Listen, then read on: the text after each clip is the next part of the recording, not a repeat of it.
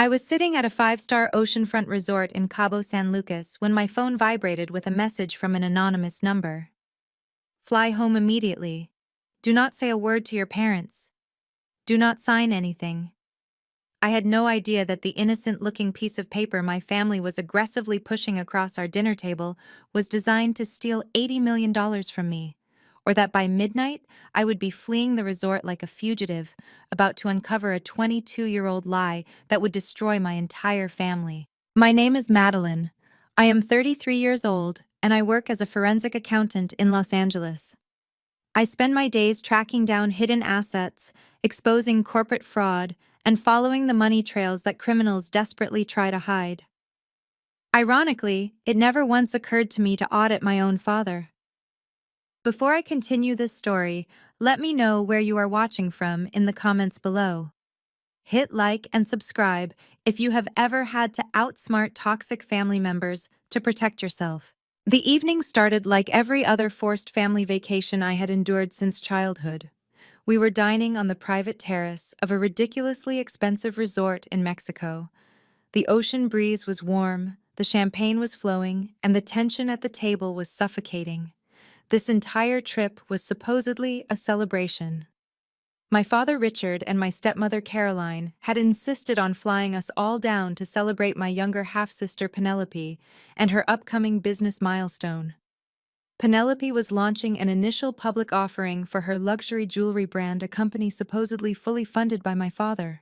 I sat quietly cutting into my sea bass, accustomed to my role as the invisible backdrop to Penelope's shining moments. Ever since I was sent away to a disciplinary boarding school at 11 years old for allegedly pushing Penelope down the stairs, a complete fabrication by Caroline, I had been treated as the defective branch of the family tree. Caroline swirled her wine glass and looked at me with her signature blend of pity and disdain. "You really should try to enjoy yourself, Madeline," she said loudly enough for the neighboring tables to hear. "You work entirely too hard at that boring little accounting firm. Number crunching all day must be so soul-crushing. You should ask Penelope for some lifestyle advice now that she is about to be a CEO of a public company." Penelope flipped her perfectly highlighted hair and laughed. "Oh, Mom, do not tease her. Not everyone has the vision to build an empire. We need people like Madeline to do the tedious paperwork." I forced a polite smile and took a sip of my water. I had learned a long time ago that reacting to their bait only fueled their cruelty. I just wanted to finish my dinner, survive the remaining 2 days of this trip, and go back to my quiet, independent life. But my father had other plans. Richard cleared his throat, wiped his mouth with a linen napkin, and reached into his leather briefcase resting on the empty chair beside him.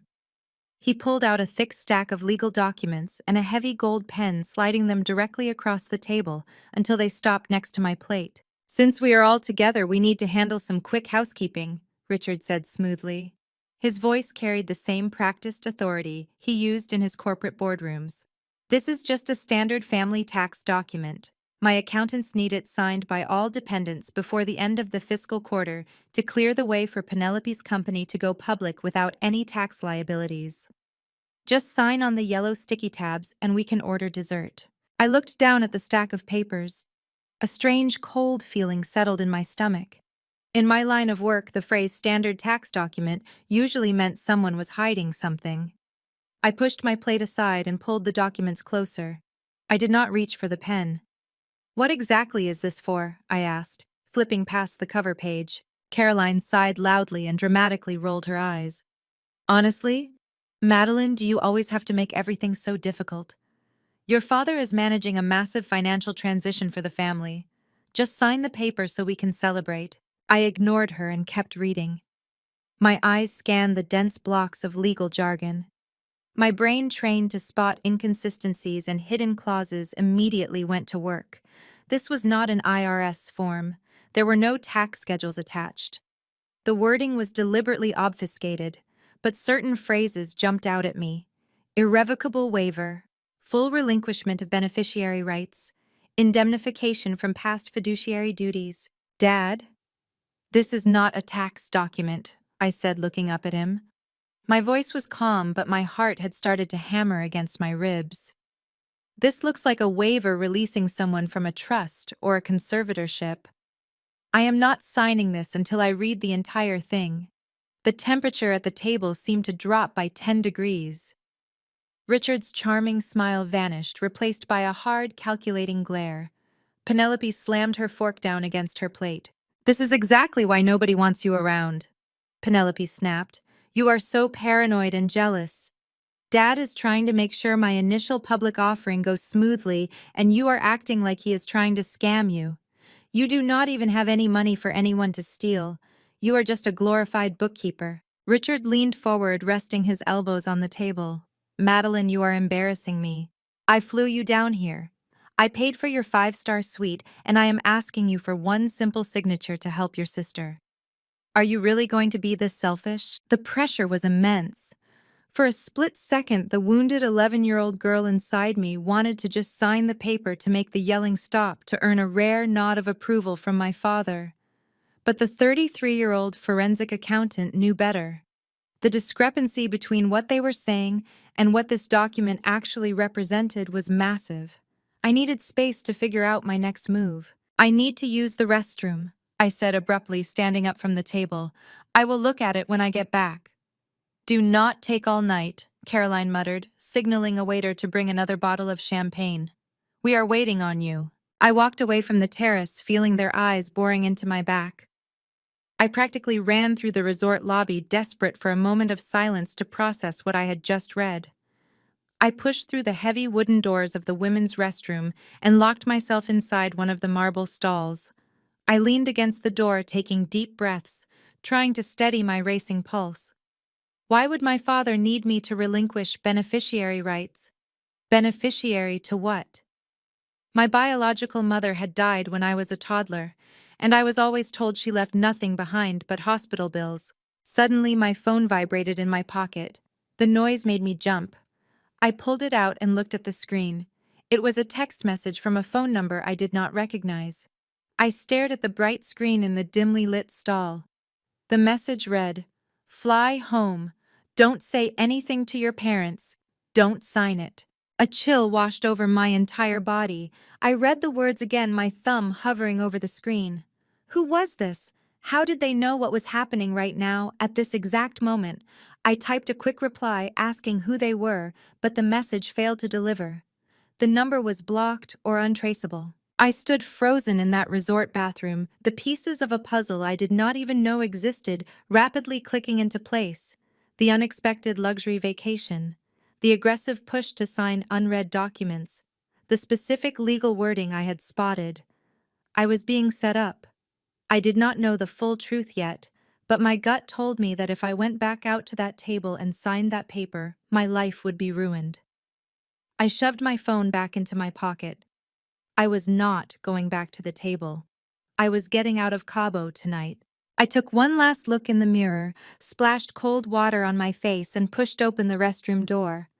My heart hammered against my ribs, but I forced my posture to slump. I needed an exit strategy that could not be argued with. As I stepped into the hallway, I spotted her. Caroline was standing near a decorative fountain about 50 feet away, pretending to admire the architecture, but her eyes were fixed dead on the restroom exit. She had followed me. She was making sure I did not bolt. I immediately clutched my stomach and bent forward, letting out a sharp groan. I stumbled toward the terrace where my father and Penelope were waiting. I made my face contort in manufactured agony. "Dad," I gasped, leaning heavily against an empty chair. "Something is very wrong. I think it was the sea bass. I feel violently ill." Penelope recoiled, pulling her designer dress away from me. "Oh my God, get away from the table! You are going to ruin my night!" Richard stood up, his jaw clenched in frustration. "Madeline, stop being so dramatic. Sit down and sign the paper." I dry heaved loud and convincing. "I cannot. I need to get to my room right now. I'm going to be sick." Before Richard could grab my arm, I turned and practically ran toward the resort lobby. I heard Caroline's heels clicking furiously behind me, but I did not stop. I maintained my hunched, desperate sprint all the way to the elevators, slipping inside and hitting the button for the 4th floor, just as Caroline rounded the corner. The door slid shut, severing her furious glare. The second I stepped into my suite, the performance ended. I slammed the heavy wooden door shut, threw the deadbolt, and fastened the security chain. I did not turn on a single light. If Richard or Caroline checked from the courtyard below, I needed the room to look pitch black, exactly like someone who had passed out from severe food poisoning. I moved by the faint moonlight filtering through the balcony curtains. I grabbed my suitcase from the closet and began throwing my clothes inside. I did not bother folding anything. My hands moved with a frantic mechanical precision. Shoes, toiletries, laptop charger. Everything went into the bag. My mind raced with questions about the massive financial fraud I had just narrowly avoided, but I forced myself to focus purely on the logistics of escape. My phone buzzed on the mattress. A text from Richard. "Open this door immediately. We need that signature tonight." I ignored it, zipping my suitcase shut. I changed out of my dinner dress into a dark hoodie, jeans, and sneakers. I grabbed my passport and secured it in my hidden money belt. I crept toward the door and peered through the peephole. The hallway was empty, but I knew Richard would not give up easily. Taking the main elevator was a death sentence. They would intercept me in the lobby.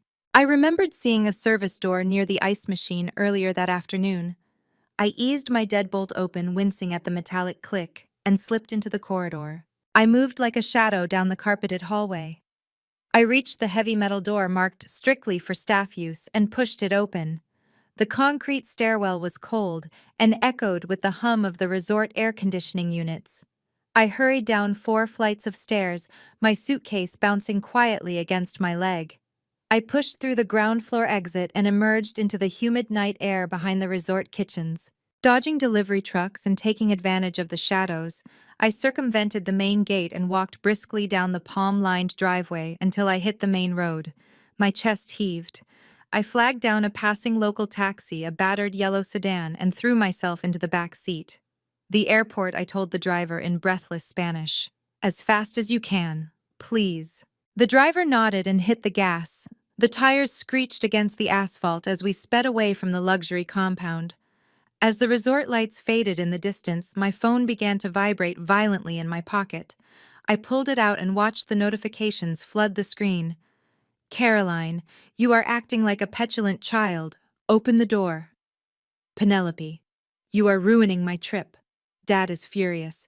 "Richard, the hotel manager is bringing a master key. If you are playing games, you will regret it. Open the door now." I read their messages not with fear, but with the cold, analytical eye of a forensic accountant. This was not normal annoyance over a ruined family dinner. This was sheer, unadulterated panic. They needed that signature tonight, which meant whatever deadline they were facing was real, and whatever asset they were trying to steal from me was massive. My thumb hovered over the power button. Let them break in. Let them find the empty room. They could not force a signature from a ghost. I powered down the device, completely cutting off their digital leash. The Cabo airport was practically deserted at this hour. I paid the driver with cash, rushed through the automatic doors, and found the ticket counter for the last outbound flight to Los Angeles. I paid an exorbitant fee for a last-minute ticket on a red-eye flight. Boarding the plane felt like stepping into a sanctuary. As I sank into my window seat, the adrenaline finally began to ebb, replaced by a cold, calculating resolve. I spent the next 2 hours staring out at the pitch-black sky over the Pacific Ocean. Whoever sent that warning text had saved my life, or at least my financial future. But the mystery gnawed at me. Who knew about the documents? Who knew I was an accountant who would understand the trap? The wheels of the plane slammed against the tarmac at Los Angeles International Airport. The cabin lights flickered on, and the flight attendant announced our arrival. Passengers began groggily unbuckling their seatbelts. I reached into my pocket, pulled out my phone, and held the power button until the screen lit up. I expected a barrage of missed calls and furious voicemails from my father. Instead, a single text message popped up on the lock screen. It was from the same untraceable number that had warned me at the restaurant. The message was chillingly brief. "I am waiting at Gate 4 with the FBI." I stared at the glowing screen of my phone, my mind struggling to process the text message. I walked off the jet bridge and merged into the early morning flow of travelers at Los Angeles International Airport. The terminal was quiet, filled with the dull hum of rolling suitcases and tired whispers. My eyes scanned the concourse as I approached Gate 4. Standing near an empty ticketing counter were 3 men. 2 of them wore the kind of nondescript, sharply tailored suits that screamed federal government and high hourly billing rates. But it was the 3rd man who made my steps falter. Standing between them was DeAndre. He was my half-sister Penelope's husband. DeAndre was a brilliant self-made architect, a proud African-American man who had built his own firm from the ground up. I had always wondered how someone so grounded and intelligent ended up marrying into my toxic family. Whenever Richard and Caroline hosted their lavish country club dinners, they loved to parade DeAndre around like a trophy, using his race and his architectural success to project a fake image of diversity and progressive values. Behind closed doors, I knew they subjected him to endless microaggressions and elitist snobbery. DeAndre stepped forward as I approached.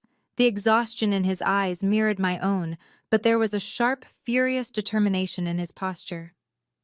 I sent the text. Madeline, DeAndre said, his voice low and steady. I am done. I am completely done being a prop for a family of racist, elitist frauds. I found something at the house, something that changes everything. And I brought it straight to the people who can burn them to the ground. The man on DeAndre's left opened his jacket just enough to flash a gold badge clipped to his belt, Special Agent Russo, FBI Financial Crimes Division. The older gentleman on the right extended a hand. Arthur Gallagher.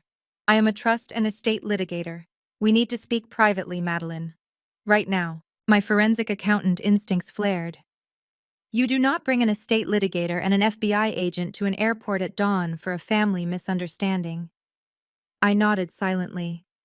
Russo led us away from the public terminal and badged us through a restricted access door, guiding us down a sterile corridor into a private airline VIP lounge that had been secured for our meeting.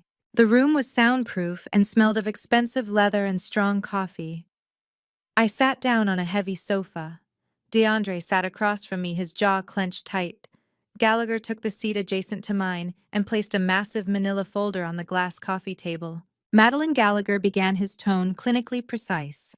As a forensic accountant, you are accustomed to uncovering paper trails. Today, we are going to look at yours. I need you to brace yourself. Everything you believe about your childhood and your estrangement from your family is a carefully constructed legal fiction. I frowned, crossing my arms. I know who my family is. They hated me. When I was 11 years old, Caroline accused me of pushing Penelope down a flight of stairs. It was a lie, but Richard used it to send me to a disciplinary camp for troubled youth. They kicked me out. Gallagher shook his head slowly. You were not sent away as a punishment, Madeline. You were sent away because your absence and your fabricated behavioral issues were required for a court filing. Richard did not just send you to a camp. He used those false accusations of violence to petition a sympathetic judge to establish a permanent conservatorship over you. He declared you a danger to yourself and others, legally stripping you of your autonomy. My breath caught in my throat. A conservatorship, I asked, my voice barely a whisper. Why? Why would they go through a complex, expensive legal battle to control a child they did not even want around? DeAndre leaned forward, resting his elbows on his knees. Because of the money, Maddie. 2 weeks ago, I was looking for some old architectural blueprints in Penelope's home office. I found a hidden safe behind the drywall. I cracked it. Inside, I found 2 decades worth of shadow ledgers. They have been stealing from you since you were a little girl. Stealing what? I asked, my head spinning. I have nothing. My biological mother died when I was a toddler. Richard always told me she left nothing but unpaid hospital bills and bad credit. That was the biggest lie of all, Gallagher said. He opened the manila folder and slid a yellowed legal document toward me. Your biological mother was a software engineer in the early days of Silicon Valley. Before she passed away, she patented a core algorithm used in data encryption. She placed the rights to that patent and the resulting licensing royalties into an irrevocable trust. You are the sole beneficiary. I stared at the signature on the faded paper. It was my mother's name. A woman I barely remembered had secured my future, and my father had stolen it.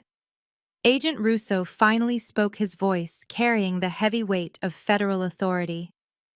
Over the last 22 years, the tech sector exploded. The royalties from your mother's patent grew exponentially. Your trust fund is currently valued at $80 million. The number hit me like a physical blow to the chest. 80 million. I thought about the nights I spent crying in my cheap college apartment, eating instant noodles, drowning in student loan debt, begging for a tiny loan just to buy textbooks. I thought about how Richard and Caroline flaunted their wealth buying Penelope luxury cars and funding her vanity jewelry business while treating me like a charity case. It was all my money. Every single cent of their elite lifestyle was funded by the mother they told me was worthless.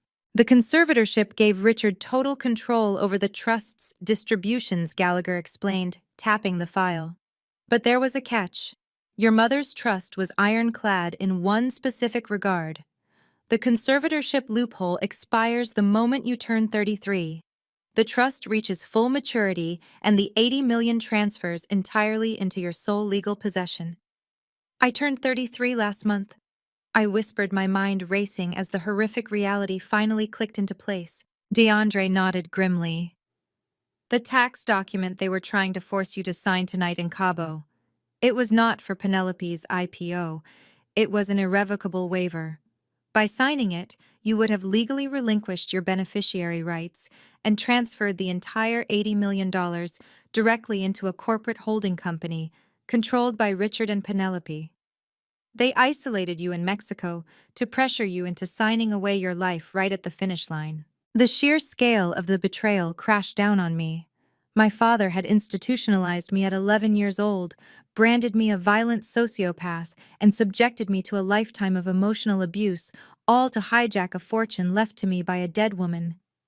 The air in the VIP lounge suddenly felt far too thin. The edges of my vision began to blur into a static gray.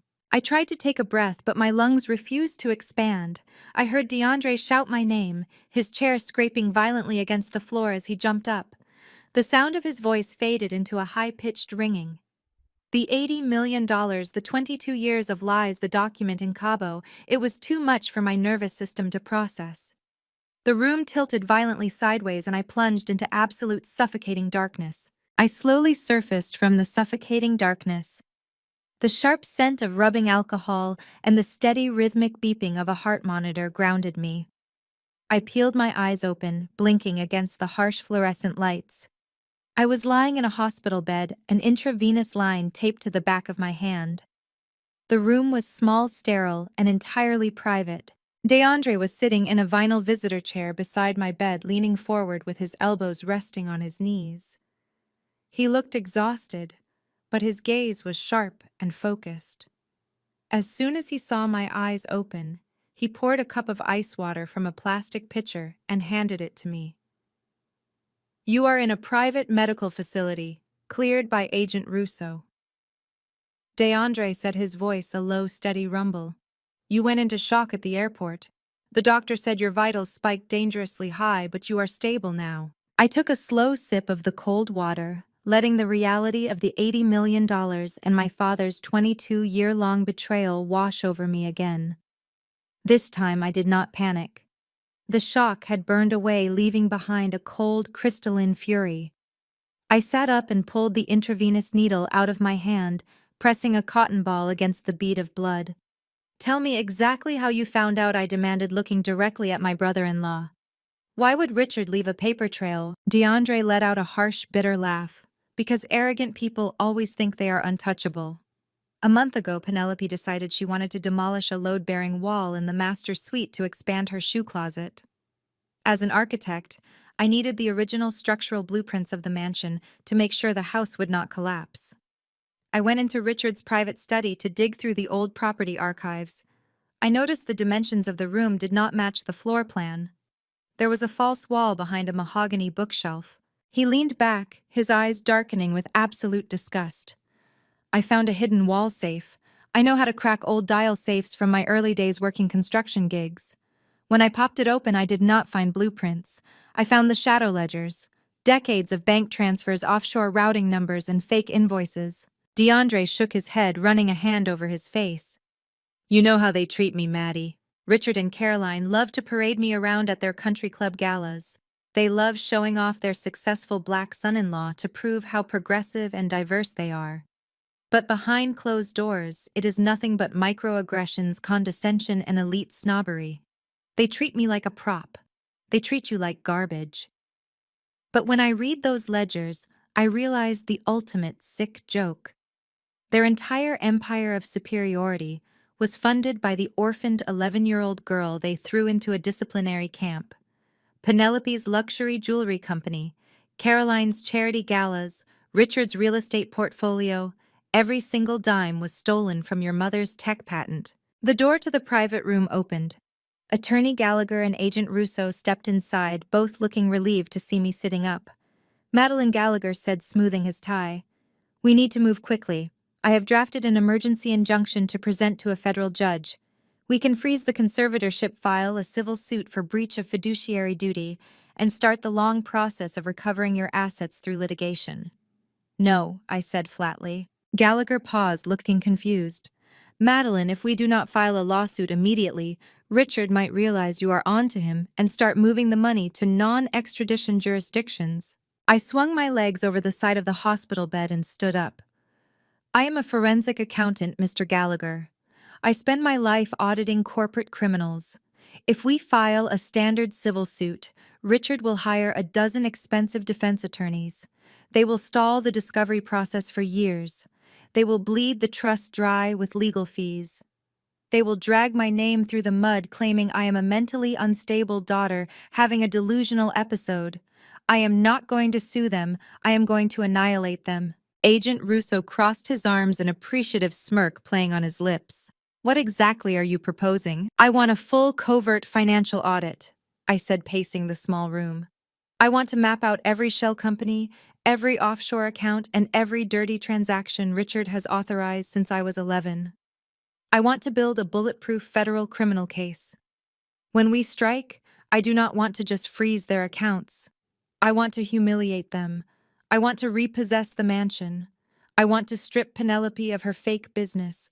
I want Richard and Caroline in federal prison for wire fraud and embezzlement." DeAndre stood up, a dangerous smile spreading across his face.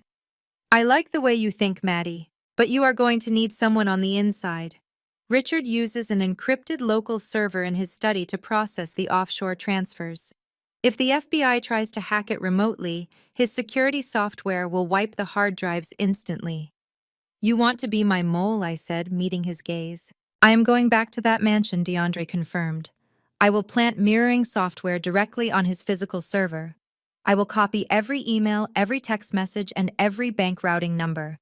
I will hand you the matches and you can burn them to the ground." Before Gallagher could warn us about the legal risks of corporate espionage, a sharp buzzing sound shattered the tension in the room. I reached into my pocket. My phone, which I had turned back on after landing at LAX, was vibrating violently.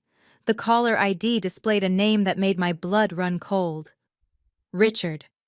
I held up a finger, signaling for absolute silence in the room. I cleared my throat, forcing my vocal cords to relax, and swiped to answer the call. "Madeline," Richard said. His voice was not screaming. It was worse. It was dripping with a sickening artificial sweetness, the tone of a predator playing a very dangerous game. "Dad," I said, keeping my voice shaky and weak. "I am so sorry about last night. I was so sick from the food I panicked and flew home." "Oh, sweetie, we know," Richard cooed smoothly. "Caroline and I were just so worried about our little girl. We could not possibly stay in Cabo while you were suffering, so we hopped on the company jet right after you left. In fact, we are standing outside your apartment door right now. Open up, Madeline. We came to take care of you." I gripped the phone tighter, forcing a weak, wet cough into my throat before answering. "Dad, I am not inside the apartment. I am at the urgent care clinic 2 blocks away. They just finished giving me an intravenous drip for severe dehydration. I am walking back to the building right now. Give me 10 minutes. I ended the call immediately, not giving him a chance to argue or offer to pick me up. I looked up at the men in the VIP lounge, Special Agent Russo stepped forward and reached into his tailored suit jacket. He pulled out a tiny matte black disc no larger than a shirt button, with a small adhesive strip on the back. "They are going to tear your place apart," Russo said, placing the device in the palm of my hand. "They need your personal identification, your passport, or your official signature stamps to execute whatever fraud they have planned now that the Mexico trap failed. Let them inside, play the broken medicated victim, and plant this audio transmitter on them before they leave." I thanked Gallagher, and Russo exchanged a brief, determined nod with DeAndre and rushed out the back exit of the private terminal. I took a taxi straight to my neighborhood, using the short ride to perfectly craft my disguise. I rigorously scrubbed the makeup off my face until my skin looked raw and pale. I ruffled my hair to make it look unwashed and pulled my dark hoodie tightly around my shaking shoulders. I needed to look like a woman utterly defeated by illness and fear. When I stepped off the elevator on my floor, I saw them immediately. Richard, Caroline, and Penelope were standing in the narrow, dimly lit hallway of my modest apartment building. They looked entirely out of place, draped in luxury designer clothing and radiating impatient entitlement. Penelope was holding her nose loudly, complaining about the smell of the hallway carpet. As soon as Richard spotted me, his rigid, angry posture vanished. He rushed forward, wrapping his arms around me in a suffocating, aggressive embrace. "Madeline, my poor girl," he announced loudly, playing the part of a distressed, loving father for the benefit of any neighbors who might be listening. He practically shoved me toward my front door. "Get your keys out. You need to be in bed immediately." I unlocked the door with deliberately trembling hands. The moment the deadbolt clicked open, they swarmed inside like a tactical strike team. The illusion of parental concern evaporated the second the door shut behind us. I slumped onto my cheap fabric sofa, clutching my stomach and letting out a pathetic groan. Richard did not even offer me a glass of water. He marched straight to my small wooden desk in the corner of the living room and began aggressively yanking the drawers open. "We need to get your insurance information," he claimed, his hands furiously shuffling through my mail bank statements and utility bills. "And your passport. We have to manage the international cancellation fees for the resort on your behalf." As a forensic accountant, watching him work was highly revealing. He was lying. He was hunting for my official identification documents, specifically looking for a clean copy of my signature or my social security card. Caroline completely bypassed the kitchen. She marched straight into my bedroom, and I could hear her tearing through my closet. She loudly claimed she was looking for comfortable pajamas, but the distinct heavy sound of my filing box being snapped open told a different story. They were tearing my private sanctuary apart to find the legal seals required to forge a waiver for an $80 million trust fund. Penelope remained in the living room. She stood in the exact center of the space with her arms crossed, refusing to touch anything, as if my apartment were contaminated. "God, it smells like public transportation in here," she sneered, kicking her luxury heel against the leg of my coffee table. "Is this sofa from a thrift store? I cannot believe you live like this by choice. It is actually pathetic." She pulled out her phone and blatantly took a photo of my small living room, likely to send to her wealthy friends to mock me. I kept my head down, forcing a pathetic whimper. "I am just so tired," I mumbled, leaning my head back against the cushions and closing my eyes. Caroline walked back into the living room, her face tight with frustration. She dropped her massive, heavy designer handbag right onto the coffee table, inches from my knees. "She does not have her primary documents anywhere obvious." Caroline snapped at Richard, completely dropping the concerned mother act. "Can someone please get me some water?" I rasped, letting a fake tear slide down my cheek. "I feel so dizzy." Richard scoffed in disgust, waving a hand at Penelope to go to the kitchen. For exactly 4 seconds, all three of their backs were turned away from me. Penelope was grabbing a plastic cup, Richard was slamming my desk drawer shut in defeat, and Caroline was looking out the window. I slipped the tiny black transmitter from my pocket. My hand moved with lightning speed. I pressed the adhesive back of the bug deep under the thick leather strap hinge of Caroline's handbag. It blended perfectly with the dark metal hardware. It was completely invisible unless someone explicitly dismantled the bag. I let my arm fall limply back to my side just a fraction of a second before Penelope shoved a cup of tap water into my hand. I had intentionally hidden my highly sensitive documents in a locked safe deposit box at my bank years ago. They were never going to find anything useful here. We will let you rest, Madeline. Richard said, his voice turning ice cold now that the search had proven fruitless. You need heavy sleep. Do not answer your phone. Do not talk to anyone. We will handle everything from here. I am so sorry I ruined the family trip, I whispered, closing my eyes and letting my head loll to the side to sell the performance. Caroline snatched her handbag off the coffee table. You always ruin everything, she muttered bitterly. They marched out of my apartment, the heavy front door clicking firmly shut behind them. I sat perfectly still and counted to 10 in my head. When I reached 10, I sat up perfectly straight. The sick, weak demeanor vanished instantly. I walked briskly to my kitchen counter, flipped open my laptop, and launched the encrypted software Russo had provided. A green waveform spiked across the screen. The audio feed was live and crystal clear. I heard the distinct sound of the elevator dinging, followed by the heavy metallic slide of the doors closing. Then Richard's furious, echoing voice filled my kitchen. She hid her documents. It does not matter. Call the dirty notary. We will forge her signature tomorrow.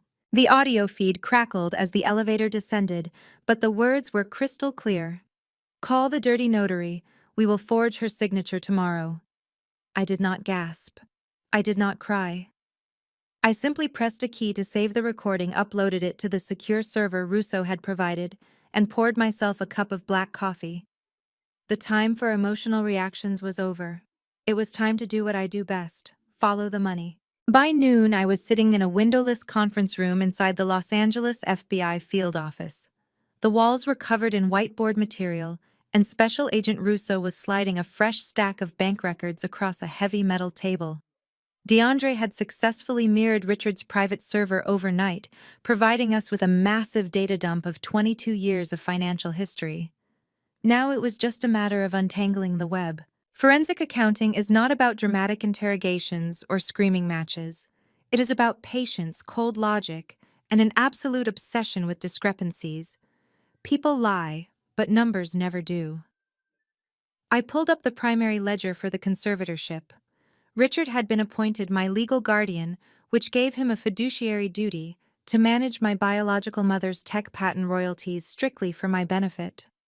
Instead, he had built a labyrinth of corporate fraud. I opened my laptop and began projecting spreadsheets onto the main monitor. Russo stood beside me, arms crossed, watching as I highlighted the first anomaly. Look at this routing sequence, I said, pointing to a series of transfers originating from the primary trust account in 2010. Richard authorized a withdrawal of $4 million under the guise of specialized medical care and residential treatment facilities for my supposed behavioral issues. But the receiving account does not belong to a medical facility. It belongs to a limited liability company registered in Delaware called Apex Holdings. Russo tapped his chin. And Apex Holdings is controlled by your father. Exactly, I replied. But he layered it. Apex Holdings then transferred the funds to a subsidiary in the Cayman Islands, which then issued a supposed corporate loan to Caroline's personal wealth management account. From there, the money was washed and integrated into their daily spending. He has been doing this every quarter for over 2 decades. He fabricates an expense for my care, funnels the cash through 3 layers of shell companies, and brings it back into his own pocket as clean, untraceable income. For the next 6 hours, Russo and I methodically ripped apart Richard's financial empire. I traced every wire transfer, every fake invoice, and every inflated expense report. The sheer volume of their theft was breathtaking, but their execution was arrogant and sloppy. They never expected anyone to look this closely. They certainly never expected the discarded daughter to be the one holding the magnifying glass. As the afternoon wore on, I began to map out their physical assets against the stolen funds. The revelations were staggering. I pulled up the property deed for the sprawling mega mansion where Richard and Caroline currently lived, the same house where they had hosted countless high society galas. The down payment for the estate was wired directly from a dummy corporation funded entirely by my mother's patent royalties, I explained, circling the transaction dates. The monthly mortgage payments are drawn from a trust account Richard set up using my social security number. Legally, that house does not belong to him. It belongs to me. Russo let out a low whistle. What about the vehicles? I ran the vehicle identification numbers through the California Department of Motor Vehicles database and cross-referenced them with the shell company ledgers. I found the purchase agreements for Penelope's fleet of luxury cars. 3 Porsches and a vintage Mercedes. Every single one was purchased through a corporate lease program funded by Apex Holdings. I own the cars she drives. I own the insurance policies on them. But the most satisfying discovery was yet to come. I opened the financial disclosures for Penelope's luxury jewelry brand, the company she was desperately trying to take public with her upcoming initial public offering. She had spent years cultivating an image as a brilliant self-made entrepreneur, a golden child who built an empire through hard work and flawless taste. I isolated the initial seed funding for her company, a capital injection of $12 million that had miraculously appeared in her business accounts 5 years ago. I traced the routing numbers backward. The money moved from Penelope's business account to a venture capital firm in Nevada, to a holding company in the Bahamas, and finally right back into my primary trust fund. The $12 million used to launch her entire brand was classified in Richard's hidden ledger as an educational and occupational therapy grant for my rehabilitation. I said, my voice dripping with cold satisfaction. Penelope is not a self-made founder. She is a fraud. Her entire company, her inventory, her branding, it was all built using my mother's money. Since the capital was fraudulently acquired from my trust, I am the senior creditor and the rightful majority shareholder of her business. Russo leaned against the table, a sharp smile forming on his face. So let me get this straight. The house they sleep in, the cars they drive, the company, they are trying to take public. You own it all. Legally, yes, I replied, closing the spreadsheet. They are living a billionaire lifestyle, but on paper they are completely insolvent. I own the roof over their heads and the clothes on their backs. And once we secure the audit authorization, I can liquidate everything they have in a matter of hours. Just as I finished speaking, my phone buzzed on the table. It was not a standard text message, but an alert from a highly encrypted messaging app DeAndre and I had set up earlier that morning. I opened the application and decrypted the text block. The message was brief, but it held the key to our next move. DeAndre wrote, Penelope is in a complete panic. They know they need massive liquidity before the audit next week. She is hosting an exclusive high society dinner party at the mansion this Saturday night. She is bringing in the final tier of major venture capitalists to secure the last round of funding for the jewelry brand before it goes public. The guest list is a who is who of Los Angeles elite. I stared at the glowing text, a slow, predatory smile spreading across my face. Richard and Caroline thought I was a broken, medicated mess recovering in my cheap apartment. They were about to host the most important night of their lives, completely unaware that the girl they had thrown away was now the legal owner of the very house they were entertaining in. I looked up at Agent Russo. It seems my sister is throwing a party this weekend to sell my company to a room full of billionaires. Russo raised an eyebrow. What do you want to do about it? I closed my laptop and stood up. I think it is time I finally showed up to a family dinner. Saturday evening arrived with the stifling heat typical of Los Angeles. I pulled up to the heavily guarded gates of Richard's Bel Air estate in a standard rideshare sedan. DeAndre had quietly removed my name from the security blacklist that morning, allowing my driver to pass right through the wrought iron gates without a second glance from the guards. I stepped out onto the pristine cobblestone driveway. I was not wearing a power suit or a designer gown. To sell my performance, I wore a plain beige cardigan, flat shoes, and minimal makeup. I needed to look exactly like the broken, medicated woman they had left in my apartment. I walked through the towering mahogany front doors. The mansion was buzzing with the quiet, expensive hum of high society. Crystal chandeliers cast a warm glow over men in bespoke tuxedos and women draped in diamonds. Waiters glided silently across the marble floors, carrying trays of champagne and caviar. In the center of the grand dining room stood Penelope, radiant in a custom emerald gown, laughing brightly as she entertained a circle of older, distinguished men. These were the venture capitalists, the apex predators of the financial world, ready to write massive checks to take her jewelry brand public. I stepped into the light of the dining room. It only took 4 seconds for Caroline to spot me. Her champagne flute froze halfway to her lips. The color drained from her face. She immediately elbowed Richard, who whipped his head around. His eyes widened in absolute panic. He took a step toward me, signaling for the private security guards near the hallway. But Penelope was faster, and Penelope was a narcissist. She saw an opportunity to play the benevolent, successful savior in front of her most important investors. Instead of letting security drag me out and causing a scene, she smiled brightly and glided across the room, grabbing my arm with a tight, painful grip. "Everyone?" Penelope announced, her voice echoing perfectly through the dining room to ensure total attention. "I am so glad you are all here for this special moment. This is my older half-sister, Madeline." The investors turned their attention to me, taking in my plain clothes and slumped posture. Penelope sighed, putting a manicured hand over her heart to feign deep empathy. Madeline has struggled with severe mental health instability for most of her life. She has had a very difficult time, and she recently suffered a terrible episode during our family vacation. But she came all the way here tonight because she is on a new treatment plan and wants to make amends. We believe in second chances in this family. Is that right, Maddie? She squeezed my arm hard enough to leave a bruise. It was a masterclass in public humiliation. She painted herself as a saint while branding me a volatile charity case.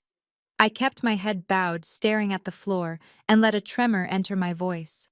"I am so sorry for ruining the trip," I mumbled softly, playing the submissive role flawlessly. "I just wanted to come and apologize to everyone. I am so proud of you, Penelope. I do not want to intrude on your big night." The investors murmured with sympathetic approval. Penelope beamed, soaking up their admiration. She gestured toward a tall, older man with silver hair and a sharp gaze. "This is Mr. Kensington. His firm is leading the final round of funding for my IPO. They are going to take my brand global." Penelope released my arm and turned back to a waiter to order another drink, completely dismissing me as a non-threat. Richard and Caroline visibly relaxed, assuming I was properly cowed and heavily medicated. They returned to their networking, leaving me standing at the edge of the investor circle. Mr. Kensington gave me a polite, pitying smile. "It is nice to meet you, Madeline. Your sister is a brilliant founder. You must be very proud of the empire she built from scratch." "I am," I said, looking up at him with wide, innocent eyes. "I am just a simple bookkeeper, but I love reading about business. I actually read through her public disclosures for the IPO. It is fascinating how she managed the initial capital injection." Kensington chuckled, swirling his scotch. "Yes, a $12 million seed round fully self-funded by the family. It shows incredible discipline, no outside debt. It makes the valuation incredibly clean for the public offering." I tilted my head, furrowing my brow as if I were slightly confused. "Oh, is it clean? I thought there might be a small issue with the SEC compliance regarding the asset backing. But again, I just do basic accounting. I am sure you guys already caught it during the due diligence phase." Kensington stopped swirling his scotch. His smile faded just a fraction. "Caught what exactly?" I took a slow sip from a glass of water a passing waiter had handed me. "Well, I noticed that the $12 million originated from a holding company in the Bahamas, which is perfectly normal. But the routing sequence shows the funds were actually classified as a medical and educational trust disbursement, not a corporate investment loan. According to the federal tax code, commingling a protected fiduciary trust fund with corporate revenue instantly invalidates the corporate shield." Kensington went completely still. The other investors in the circle had stopped talking and were now listening intently to my supposedly innocent observations. I continued, keeping my tone light and conversational. Since the capital was fraudulently misclassified, the original trust beneficiary would legally be considered the senior creditor. That means Penelope does not actually own the controlling shares of the company she is trying to take public. The trust does. If she files those S-1 registration documents with the Securities and Exchange Commission next week, she will be committing federal securities fraud. But I am sure your legal team already drafted the indemnification clauses to protect your firm from the federal indictments, right? The color drained entirely from Kensington's face. He was not looking at a broken, medicated woman anymore. He was staring at an apex predator who had just casually dissected a multi-million-dollar fraud right in front of him. Are you telling me, Kensington asked, his voice dropping to a harsh, demanding whisper, that the seed capital is tied to an active, contested trust? I gave him a sad, apologetic smile. I am just saying that if a federal auditor, or say the FBI Financial Crimes Division, were to subpoena the holding company records, they would find that the assets are currently frozen. It would be a terrible shame if your firm's money was locked in a federal seizure. But Penelope is so smart. I am sure she has a plan to pay you all back when the assets are repossessed. I watched the realization hit him like a freight train. The panic in his eyes was immediate. He looked across the room at Penelope, who was laughing loudly, completely oblivious to the fact that her entire financial future was currently bleeding out on the dining room floor. Kensington abruptly set his glass down on a passing tray. He did not say another word to me. He simply turned to his associates, gave a sharp nod, and headed straight for the front door. I stood in the corner of the dining room holding my water glass and watched the panic begin to spread. The dominoes were officially falling. I watched the panic begin to spread. Mr. Kensington did not simply walk to the exit. He moved with the urgent, terrifying speed of a man trying to outrun a financial avalanche. He intercepted two of his partners near the grand staircase, leaning in to whisper something sharp and fast. I could see the exact moment the blood drained from their faces. Penelope noticed the sudden shift in energy. She glided over, offering a silver tray of champagne, flashing her most brilliant, practiced smile. Kensington waved her off, his face a mask of cold professionalism. He told her his compliance team needed to review some sudden discrepancies in her paperwork and that he would be in touch. He was lying, and they both knew it. Within 10 minutes, the other major investors followed suit. They cited early flights, sudden headaches, and family emergencies. The mass exodus was brutal, silent, and incredibly efficient. By 11 o'clock, the lavish dining room was entirely empty of guests. The catered food sat untouched on silver platters. The string quartet had been dismissed early. I slipped behind one of the towering marble pillars in the grand foyer, keeping myself completely out of sight, but with a clear view of the dining room. The heavy mahogany front doors clicked shut behind the final investor. Penelope's perfect mask completely dissolved. She let out a scream of pure, unadulterated rage that echoed off the vaulted ceilings of the stolen mansion. She grabbed a heavy crystal centerpiece filled with white orchids and hurled it blindly across the room. It shattered against a mahogany credenza, sending jagged glass and water exploding across the pristine hardwood floor. Caroline rushed forward, holding out her hands, trying to soothe her golden child, but Penelope violently shoved her own mother away.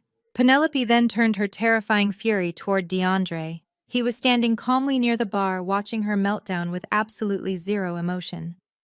She marched up to him, her face twisted into an ugly, unrecognizable snarl. She screamed that this was entirely his fault.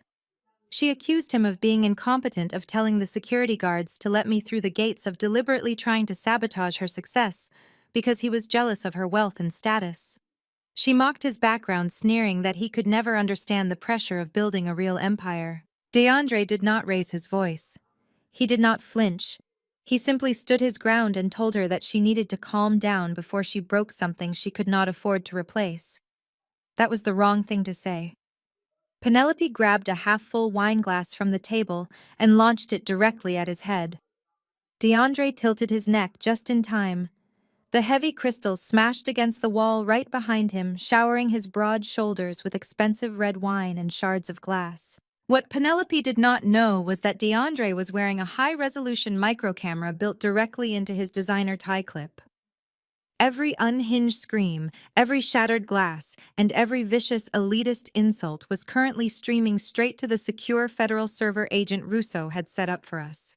Penelope paced the dining room like a caged animal, her custom emerald gown stained with dark wine. She pointed a shaking, manicured finger at Richard. She demanded that he fix this immediately. She screamed that her entire initial public offering was dead unless the financial disclosures were legally cleared by the end of the week. She looked her father dead in the eye and shrieked at the top of her lungs, forced the freak to sign the papers by any means necessary. I do not care what you have to do. Break her arm if you have to. Just get me that signature. Richard's face was dark purple with rage. He nodded firmly, promising his golden child that he would handle me personally. I had heard enough.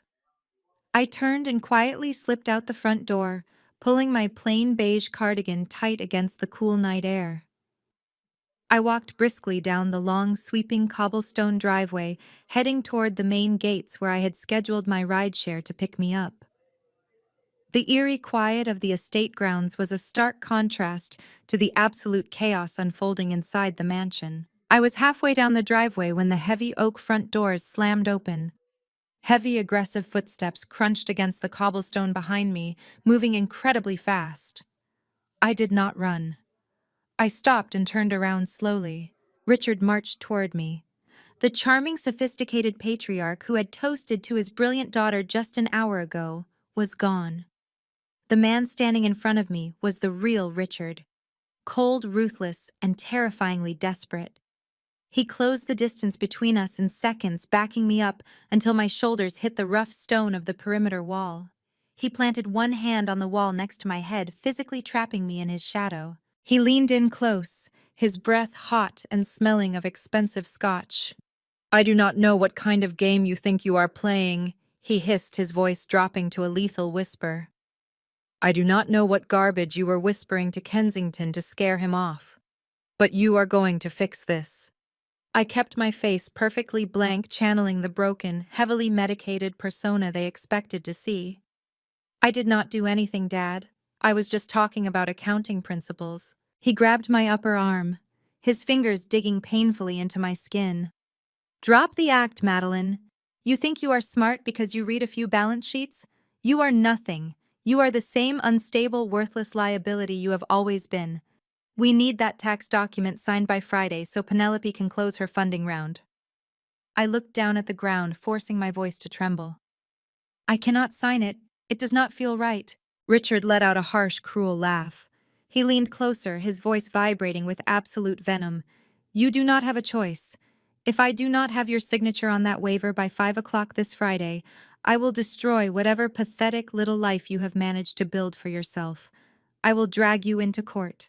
I will file a massive civil suit against you for 22 years of back child support, housing expenses, medical bills, and every single dime I spent keeping you locked up in that disciplinary camp." He tightened his grip on my arm, shaking me slightly to emphasize his power.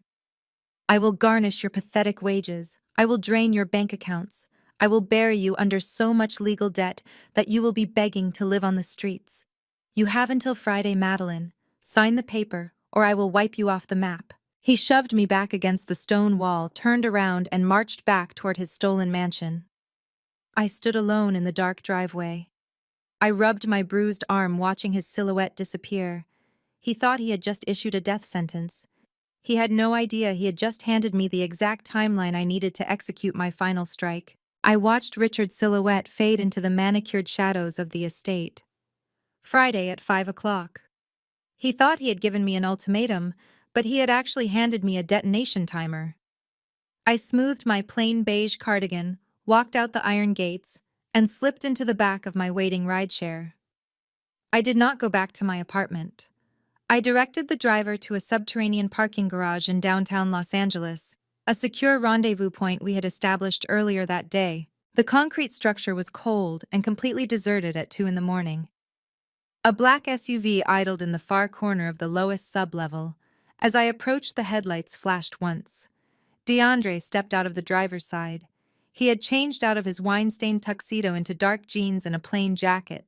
His face was a mask of pure exhaustion, but his eyes burned with a sharp, unrelenting focus. He reached into his pocket and pulled out a heavy, encrypted solid-state drive. He handed it to me. The metal casing felt freezing against my palm. "Everything is on here," DeAndre said, his voice echoing slightly against the concrete pillars. I pulled the physical backup from Richard's hidden server right after the catering staff cleared out. The entire financial history, the offshore accounts, the email archives. It is a complete digital footprint. I thanked him, sliding the drive securely into my bag. I quickly relayed the ultimatum Richard had delivered in the driveway.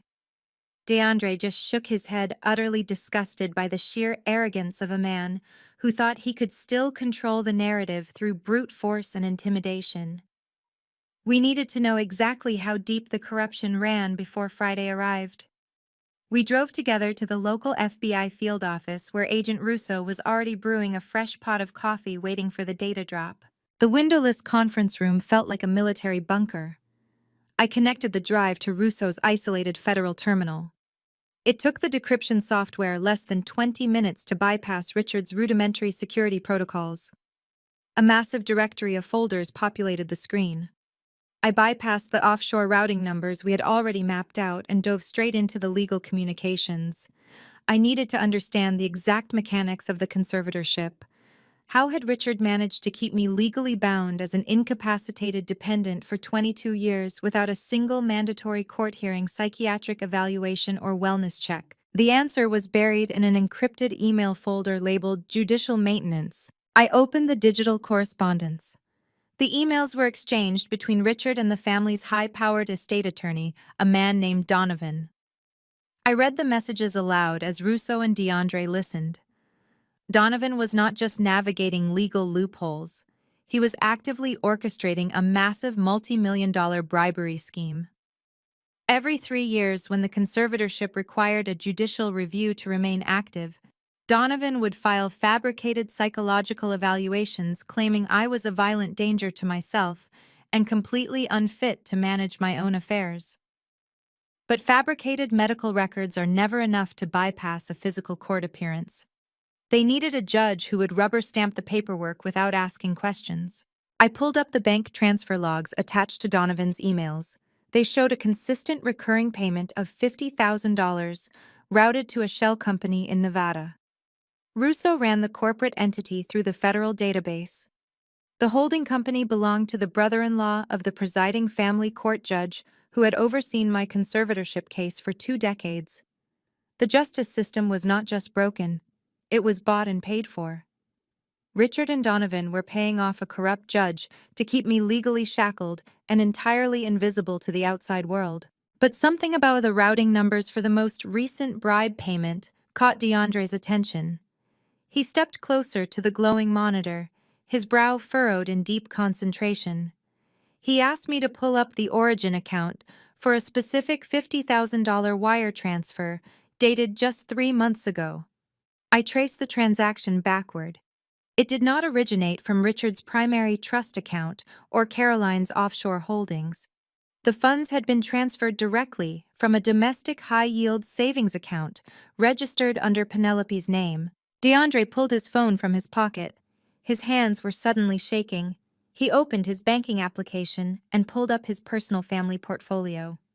He compared the account number on my screen to the numbers on his phone. The color drained completely from his face. The silence in the conference room became absolute and suffocating. "What is it?" I asked gently, recognizing the physical symptoms of a profound life-altering betrayal. DeAndre stared at the screen, his voice dropping to a harsh, gravelly whisper. "It is the college fund. It is my son's educational savings plan." Russo and I exchanged a stunned look. Penelope had not just funded a federal crime, she had stolen from her own child to do it. DeAndre explained that he had set up that specific high-yield account the week their boy was born. He had poured his own hard-earned money from his architectural firm into it, wanting to ensure his son would never have to worry about student loans or the kind of crushing financial stress DeAndre had fought through as a young black man building his career from nothing. Penelope had administrative access to the account for emergencies. When it came time to pay Donovan the latest bribe for the corrupt judge, Richard must have been dealing with a temporary liquidity issue. Instead of waiting or liquidating an asset, Penelope drained her own son's educational future to pay off a dirty lawyer and keep her luxurious lifestyle afloat. She sacrificed her child's security just to keep my money locked away and her fake jewelry empire running. I watched something fundamental break behind DeAndre's eyes. The last lingering shred of loyalty he might have felt toward the mother of his child evaporated into thin air. He was a proud, dedicated father who had built his life on integrity and hard work. And he had just discovered that the woman he married was not merely an elitist snob, but a ruthless criminal who would cannibalize her own offspring without a second thought. DeAndre slowly put his phone back into his pocket. He stood up from the conference table. The heavy exhaustion that had weighed him down all night was completely gone, replaced by a terrifying, cold-blooded clarity. He looked at me, his expression harder than carved stone. "Burn them all to the ground, Madeline," DeAndre said, his voice vibrating with absolute, unyielding rage. "Give me the signal and I will pull the pin." I nodded at DeAndre, the silent pact sealed in the harsh fluorescent light of the federal building. There was no going back. We had our inside man, we had the federal backing, and we had the motivation of absolute vengeance. But to execute the final kill shot, I needed to play my part perfectly.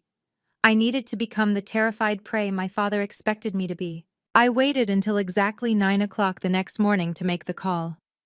I wanted to catch Richard right as he sat down in his home office, feeling powerful and in control. Before dialing, I drank 2 cups of strong black coffee on an empty stomach to make my hands physically shake.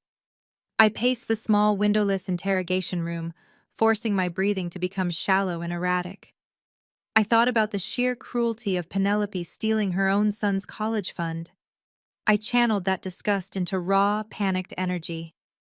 I hit the call button. Richard answered on the second ring. He did not say hello. He simply said my name, his voice dripping with condescension. "Dad, please," I gasped, letting my voice crack with manufactured terror. I pitched my tone higher, mimicking the broken 11-year-old girl he had sent away to a disciplinary camp.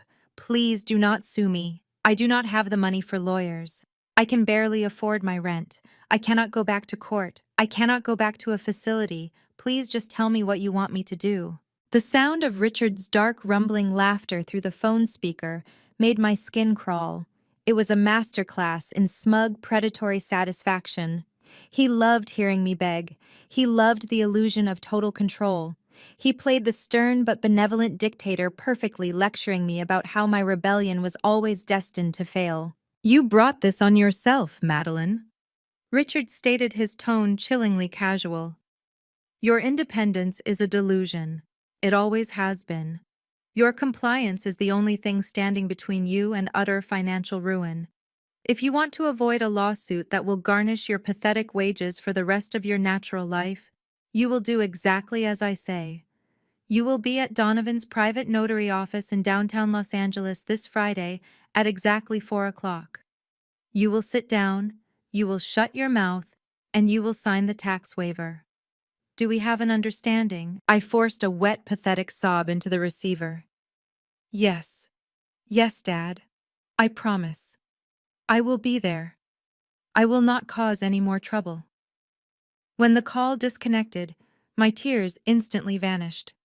My heart rate slowed to a calm, steady rhythm. I wiped my dry eyes and looked up at the two-way mirror in the interrogation room. The bait was set. He had swallowed it whole.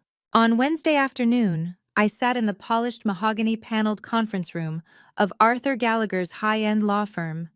The chaotic, adrenaline-fueled energy of the FBI field office was replaced by the surgical, quiet precision of elite corporate litigation.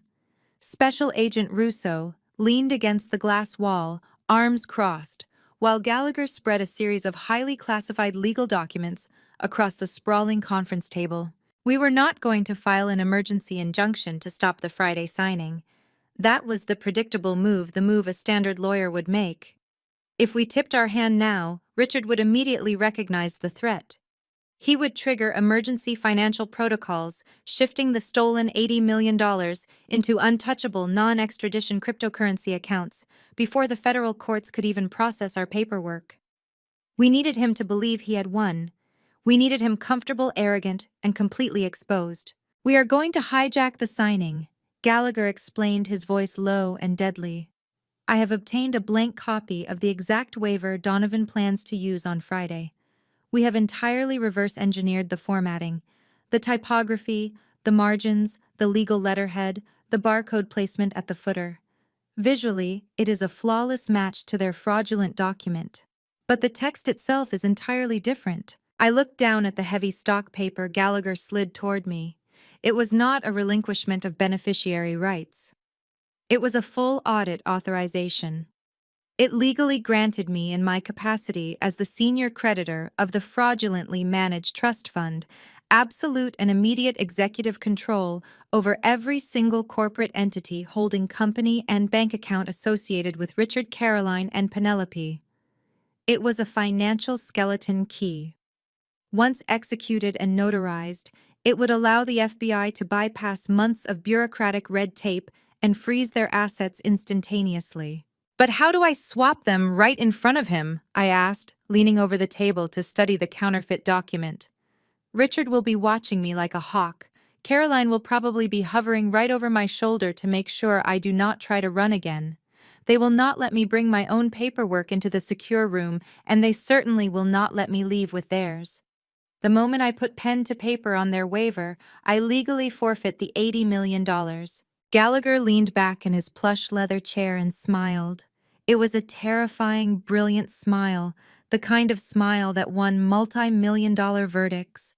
He reached into his suit jacket and pulled out a sleek black velvet jewelry box. He set it gently on the table and turned it toward me. Inside rested a heavy, expensive-looking fountain pen. It was classic, elegant, and completely unassuming. "You are going to sign their document," Madeline Gallagher said softly. "You are going to sit at that conference table. You are going to cry, and you are going to sign exactly where they tell you to sign. And then, using a distraction, we have coordinated with DeAndre. You are going to slip our document into the finalized stack." I picked up the pen, testing its weight in my hand. It felt perfectly normal, balanced, and heavy. How does this help me if I actually sign their fraudulent waiver? If I sign their paper, the trust fund is legally transferred to their holding company. Gallagher's smile widened, his eyes gleaming with predatory anticipation. Because we had this pen custom engineered by a federal laboratory, it is filled with a highly specialized disappearing thermal ink. You will sign their waiver, and the signature will look absolutely flawless to the naked eye. The notary will stamp it, and Richard will put it in his briefcase. But after exactly 24 hours, the chemical compounds in the ink react to room temperature air. The ink completely vaporizes without leaving a single trace on the paper. I stared at the pen, the sheer brilliance of the trap taking my breath away.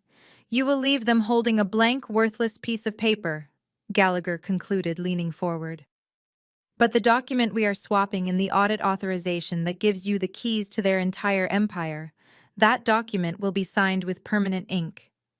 You are going to walk into that room as a hostage Madeline, and you are going to walk out owning their entire world." Friday arrived with the suffocating heat typical of downtown Los Angeles. At exactly 10 minutes to 4, I stepped off the elevator onto the 42nd floor. The law firm exuded intimidation. Dark mahogany panels, frosted glass walls, and the hushed, sterile quiet of extreme wealth.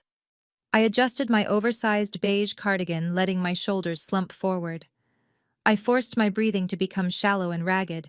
The custom velvet box pen rested heavily in my right pocket alongside a standard permanent pen and the folded full audit authorization Gallagher had prepared. I walked into the coroner conference room. The atmosphere was immediately toxic. Richard sat at the head of the massive granite table, looking like a king about to witness an execution. Caroline was seated to his right, casually inspecting her flawless manicure, as if my financial ruin was merely a minor inconvenience in her afternoon schedule. Penelope sat across from them, aggressively tapping her phone screen, visibly annoyed that she had to be present at all. At the far end of the table sat Donovan, the corrupt attorney. He had a stack of legal documents arranged in a neat, deadly pile. "You are late," Richard stated. His voice bounced off the glass walls, cold and authoritative. "Sit down. Let us get this over with." I pulled out a chair, my hands visibly trembling. I did not need to fake the physical reaction. The adrenaline coursing through my veins was real. The sheer audacity of these people sitting in a multi-million-dollar office preparing to steal an $80 million trust fund from the daughter they had institutionalized was enough to make anyone shake. Donovan slid the thick stack of papers across the granite table. The fraudulent waiver sat right on top. It was formatted beautifully filled with dense, impenetrable legal jargon designed to completely erase my beneficiary rights. Sign on the yellow tabs. Donovan instructed, his tone bored and mechanical. I will notarize the final page and you can leave. I stared at the document. I let a wet, ragged sob escape my throat. Dad, please, I begged, looking up at Richard with wide, terrified eyes. Please, do not make me do this. I will not cause any trouble. I just want to go back to my apartment. Please. Caroline rolled her eyes dramatically. Oh, for heaven's sake, Madeline. Stop acting like a child. You brought this entirely on yourself. Just sign the paper so we can go to dinner. Penelope let out a harsh scoff, not even looking up from her phone. Honestly, it is pathetic. You always were a complete liability. Hurry up and sign it. I have a dress fitting at 5. Richard leaned forward, placing his elbows on the table. His eyes were devoid of any paternal warmth. They were the eyes of a shark smelling blood in the water. We had a deal, Madeline. You sign the waiver and I do not bury you in civil litigation. Pick up the pen. I reached out with a violently shaking hand. But instead of taking the pen Donovan offered, I reached for the tall glass of ice water sitting near the center of the table. My fingers slipped against the condensation. I let out a sharp gasp as the heavy glass tipped over. The execution was flawless. A tidal wave of ice water flooded across the polished granite table, surging directly toward Caroline's lap and Penelope's designer handbag. Chaos erupted instantly. Caroline shrieked violently, pushing her chair back so hard it crashed against the wall. Penelope screamed frantically, grabbing her phone and her bag to save them from the encroaching puddle. Donovan jumped out of his seat, shouting in frustration, and turned his back to the table to grab a stack of paper towels from the sideboard. Richard stood up, slamming his fist on the table, yelling at me for being a clumsy, incompetent fool. I had exactly 5 seconds of total unobserved chaos. My hands stopped shaking. I moved with the surgical precision of a trained professional. I pulled the custom disappearing ink pen from my right pocket and slashed my signature across their fraudulent waiver in 3 distinct places. Then, using my left hand, I pulled Gallagher's visually identical full audit authorization from my hidden inner pocket. I slapped it down onto Donovan's official notary pad directly over a decoy signature page. I swapped my permanent pen into my right hand and signed the audit authorization in bold, permanent black ink. Donovan spun back around with a wad of paper towels, frantically wiping the granite table. In his haste and irritation, he did not even look at the documents. He just grabbed his heavy brass notary stamp, pressed it hard against the signature line of the full audit authorization, and tossed it toward my side of the table to save it from the water. I smoothly slid the legally notarized audit authorization back into my hidden jacket pocket. I left the fraudulent waiver signed with the vanishing ink sitting safely on the dry edge of the table. "Look what you did, you idiot," Penelope shrieked, dabbing frantically at the hem of her skirt. "You cannot even drink a glass of water without ruining everything." I shrank back into my chair, bursting into fresh hysterical tears. "I am sorry. I am so sorry." My hands were shaking. "I already signed it. It is done." I pointed a trembling finger at the waiver. Richard snatched the document off the table. He did not care about the spilled water. He did not care about my tears. He flipped straight to the final page, verifying my signature on the yellow tab. A slow, terrifyingly cruel smile spread across his face. He looked down at me, holding the piece of paper that he believed had just secured him $80 million. He laughed, a deep, resonant sound of pure victory. "You always were a gullible loser, Madeline. You let us send you away, you let us take your money, and you just handed over the keys to the kingdom because you were too weak to fight back. Get out of my sight. I never want to see your face again." I stood up, keeping my head bowed in absolute defeat. I clutched my beige cardigan tightly around my chest and walked slowly out of the conference room. I kept up the slow, shuffling gait all the way down the hallway into the elevator and through the grand lobby of the building. I stepped out into the blinding afternoon sun of downtown Los Angeles. The heavy glass doors slid shut behind me. I stopped walking. I stood up perfectly straight. I reached into my jacket pocket and felt the crisp edge of the notarized full audit authorization. The forensic accountant inside me took a deep, steadying breath of the warm city air. The tears were gone. The fear was gone. The 11-year-old victim was dead and buried. I walked to my car, unlocked the door, and smiled. While I was pulling out of the downtown parking garage, gripping the steering wheel with triumphant energy, the real explosion was happening 30 miles west at the Bel Air estate. DeAndre had not gone to work that morning. He was standing in the cavernous master bedroom of the mansion waiting. He had spent the last 3 hours methodically packing his belongings into 2 heavy canvas duffel bags. More importantly, he had already packed everything his son needed. The boy was currently buckled safely into a car seat in DeAndre's SUV, parked quietly in the circular driveway. DeAndre was just waiting for the final piece of the puzzle to walk through the door. At exactly 4:30, Penelope strutted into the master suite. She was radiating smug, toxic satisfaction. She tossed her heavy designer handbag onto the velvet settee and kicked off her heels, letting out a dramatic sigh of relief. She immediately started bragging about how utterly pathetic I had looked at the notary office. She laughed about my fake tears, boasting that her upcoming initial public offering was entirely safe now. She told DeAndre that the family was finally rid of their biggest financial liability and they could go back to focusing on her jewelry empire. DeAndre did not turn around. He stood facing the floor-to-ceiling windows, looking out over the manicured lawns funded by my stolen trust. He did not congratulate her. He did not offer her a celebratory drink. Instead, he recited a 12-digit routing number in a low, perfectly steady voice. Penelope stopped laughing. She froze, one hand still resting on the zipper of her dress.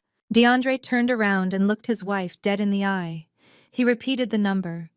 Then he told her exactly what that account was. It was their son's college fund. It was the high-yield savings account DeAndre had opened the week their boy was born. He had funded it entirely with the money from his very first independent architectural commissions. It was meant to secure their child's future, a protective barrier against the kind of crushing financial stress DeAndre had fought through as a young black man building his career from nothing. And yesterday the balance had gone to zero. Penelope immediately went on the defensive. She tried to gaslight him. She waved her hand dismissively, claiming it was just a temporary liquidity transfer. She told him it was a simple short-term bridging loan to handle some unexpected corporate overhead for her brand. She promised to put the money back next month after her investors cleared the final funding round. She told him he was overreacting and being ridiculously dramatic over a standard financial maneuver. DeAndre cut her off. He did not raise his voice, but his words hit like a physical strike. He stated the exact name of the shell company in Nevada. He named the corrupt family court judge. He told Penelope he knew she did not use the money for her business. He knew she had drained their own child's educational future to wire a $50,000 bribe to a dirty lawyer, all to maintain an illegal conservatorship over her half-sister. The blood drained from Penelope's face. The polished high society founder completely vanished. Cornered and caught in a massive federal crime, Penelope resorted to the only weapon she had left. Pure, vicious cruelty. The mask slipped completely, revealing the racist, elitist monster she truly was. She lashed out, her voice rising to a shrill, terrifying scream. She mocked his working-class background. She told him he should be on his knees thanking her family for pulling him out of obscurity. She unleashed a barrage of venomous insults, claiming his architectural firm only secured high-end contracts because Richard had introduced him to the right people. She told DeAndre he was nothing but a convenient prop, a diversity token they used to look progressive at country club dinners and charity galas. She screamed that without her family's wealth and status, he was just another nobody who would never amount to anything in their world. She justified stealing the money, claiming her family's empire was the only thing that mattered, and that their son would inherit millions anyway, making his little savings account completely irrelevant. DeAndre absorbed the horrific tirade without flinching. He did not scream back. He did not throw anything. He looked at the woman he once loved with absolute chilling pity. The realization that he had married a predator who would cannibalize her own child to maintain a facade of superiority severed whatever lingering attachment he had left. He picked up his 2 duffel bags from behind the bedroom door and hoisted them onto his shoulders. Penelope let out a cruel, mocking laugh. "Where do you think you are going?" she sneered, crossing her arms. "You cannot leave me. If you walk out that door, my father's lawyers will obliterate you. I will drag you through family court until you are bankrupt. I will take full custody of our son, and I will make sure you never see him again. You do not have the money or the power to fight my family. You will lose everything." DeAndre stopped in the doorway. He turned his head and looked back at her. He did not argue. He did not defend himself. He simply smiled. It was a cold, terrifying smile, the smile of a man who knew the entire building was rigged with explosives, and he was the only one holding the detonator. That smile made Penelope's arrogant sneer falter. For the first time in her life, she looked genuinely uncertain. DeAndre turned his back on her and walked down the grand sweeping staircase. He walked out the heavy mahogany front doors, stepping into the bright California sun. He loaded his bags into the back of his SUV, checking the rearview mirror to make sure his son was happily playing with a toy in his car seat. DeAndre climbed into the driver's seat, started the engine, and drove through the massive wrought iron gates of the estate for the very last time. As he merged onto the highway, putting miles between himself and that toxic nightmare, he pulled his phone from his jacket pocket. He opened our encrypted messaging application. He did not type a long, emotional paragraph. He sent exactly 3 sentences. "The servers are hacked. The financial firewall is down. Execute the order." I stared at the message glowing on my encrypted screen. "The servers are hacked. The financial firewall is down. Execute the order." I looked up from my phone and met Agent Russo's gaze across the polished conference table. I gave him a single definitive nod. "Do it." Russo picked up his secure federal phone and dialed a direct line to the FBI Financial Crimes Division headquarters. He did not ask for permission. He read off the alphanumeric authorization code stamped at the bottom of the full audit authorization I had just signed in permanent ink. Because the stolen funds were inextricably linked to federal wire fraud, systemic embezzlement, and judicial bribery, the Bureau did not need to wait for a standard civil court injunction. They bypassed the entire local jurisdiction and went straight to the Federal Reserve networks. With a few keystrokes from a team of federal analysts sitting in a windowless room hundreds of miles away, a digital guillotine dropped on my father's empire. It was silent, instantaneous, and utterly devastating.